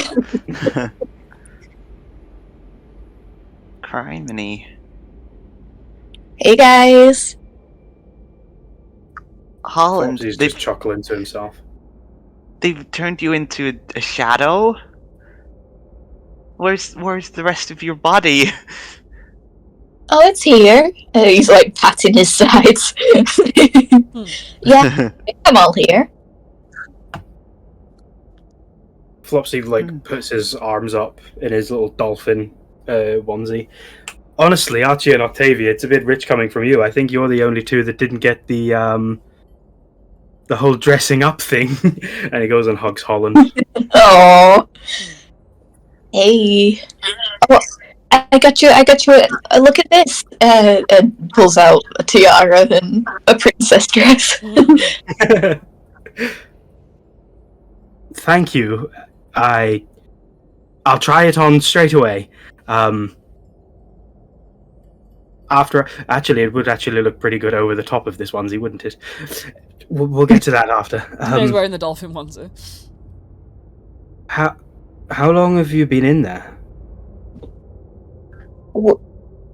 Like, I don't know, like A couple of hours? Yeah. Yeah, we didn't spend too long because we thought we'd come back in time. You know, it was getting a bit late. Snake Lady gave us the hat, so, you know, not much else left to do. I knew you wouldn't have gone for long. That's good to know. Anyway, it's been a very interesting 3 weeks for us here at Motherhorn. 3 of them? Alright.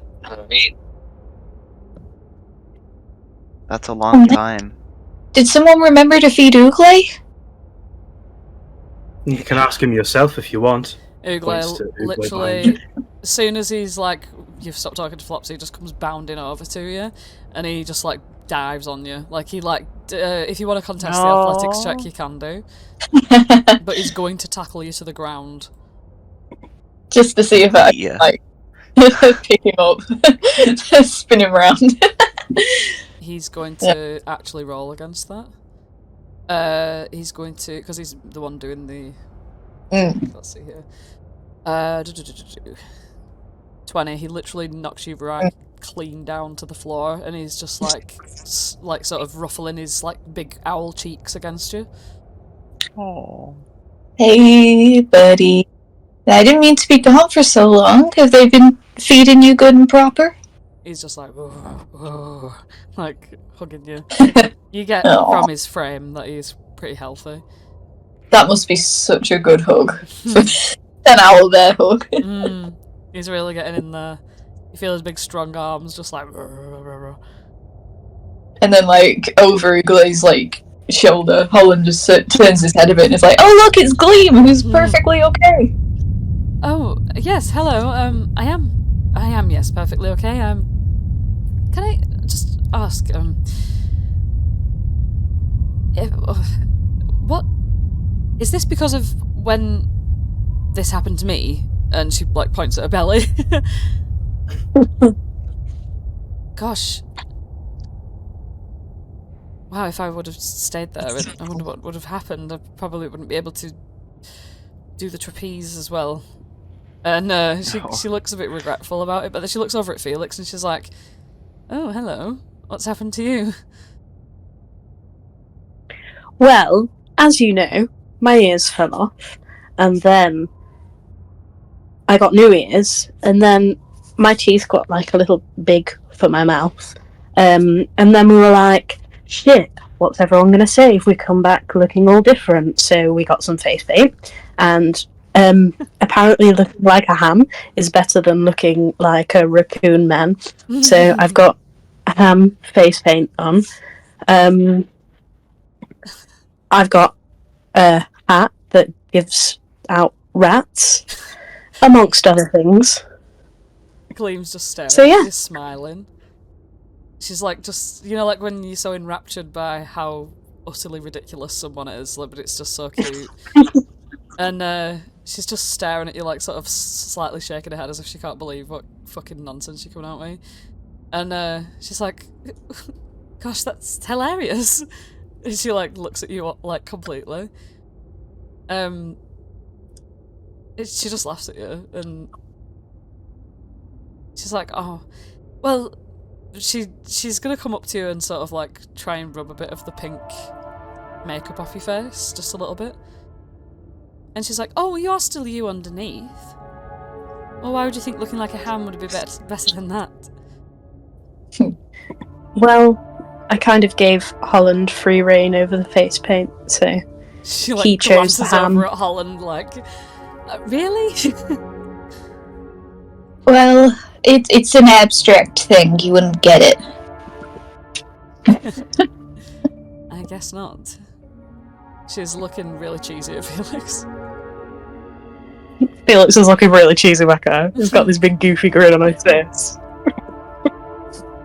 She, like, realises what she's doing and then sort of, like, snaps out of it. Well, anyway, yes, so, yeah. Well, but at least Flopsy can be better now, because, geez Louise, we thought he was going insane, didn't we, Archie? Right, he just started talking about hats, and making cupcakes. He was obsessively cooking for the first week, and then, yes, he got very strange and thoughtful, but I guess he was casting a spell. And he didn't tell us that part. No, he didn't. She looks over at Flopsy. Flopsy, what's your... Pop's just got a Kubrick stare on. Yeah. Just looking into the camera. He's just smiling about everything and taking it in that everyone's back, and eventually he'll go over to Clapperclaw. After already having heard what Felix and Holland have been saying, he's just going to go and hug Clapperclaw and say that he's glad to have him back. Watch out, my head's definitely super bigger now. Yes, and I'm hot it's like a bit... fire. I guess there's don't no really chance of understand you all of the losing it things again. Could you just tell me one thing, Clapperclaw? Alright. Tell me what Holland's wearing as an outfit or something. What, Holland's wearing? Yes, the black voidy stuff. Oh no, that's just his, like, whole entire person now. Like, that's his eyes and his body and his ears and his hair and anything that he touches. And if you give him something, well, you know it's going to start turning into, like, a little shadow thing. Oh, guess what? I shot you. Oh, this carnival sounds so fun. Yeah, there were everyone screaming in pain in the fires of hell, and we all got this gun, and we could shoot, and we were like, pow, pow, and me and Holland were like, pow, pow, pow, pow, and Holland did beat me just by one, though, but Felix didn't want to join in. So you shot me. Who did Holland shoot to win? Myself. Oh yeah, there was like a scary looking Holland that was burning alive. That's cool, right? Like, the fire's cool. He's gonna look at Holland to see what Holland thinks about that. Yeah, I suppose it sounds pretty cool. Well, it was Felix's daydream. I don't know. Something like that. Well, if anyone was going to shoot me, I'm glad to be Clapperclaw. Oh yeah, Sorry, I got you square between the eyes. What did you say, Holland? It was me saying it was my nightmare, but okay. Oh yeah, Felix. Yeah, Felix says that. Yeah.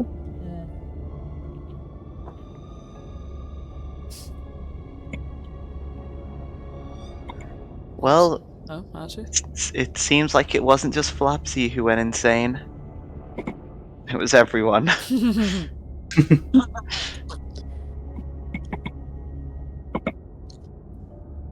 And yeah, I mean, Flopsy, you must be wondering what that fucking roller coaster's all about. But Hey ho.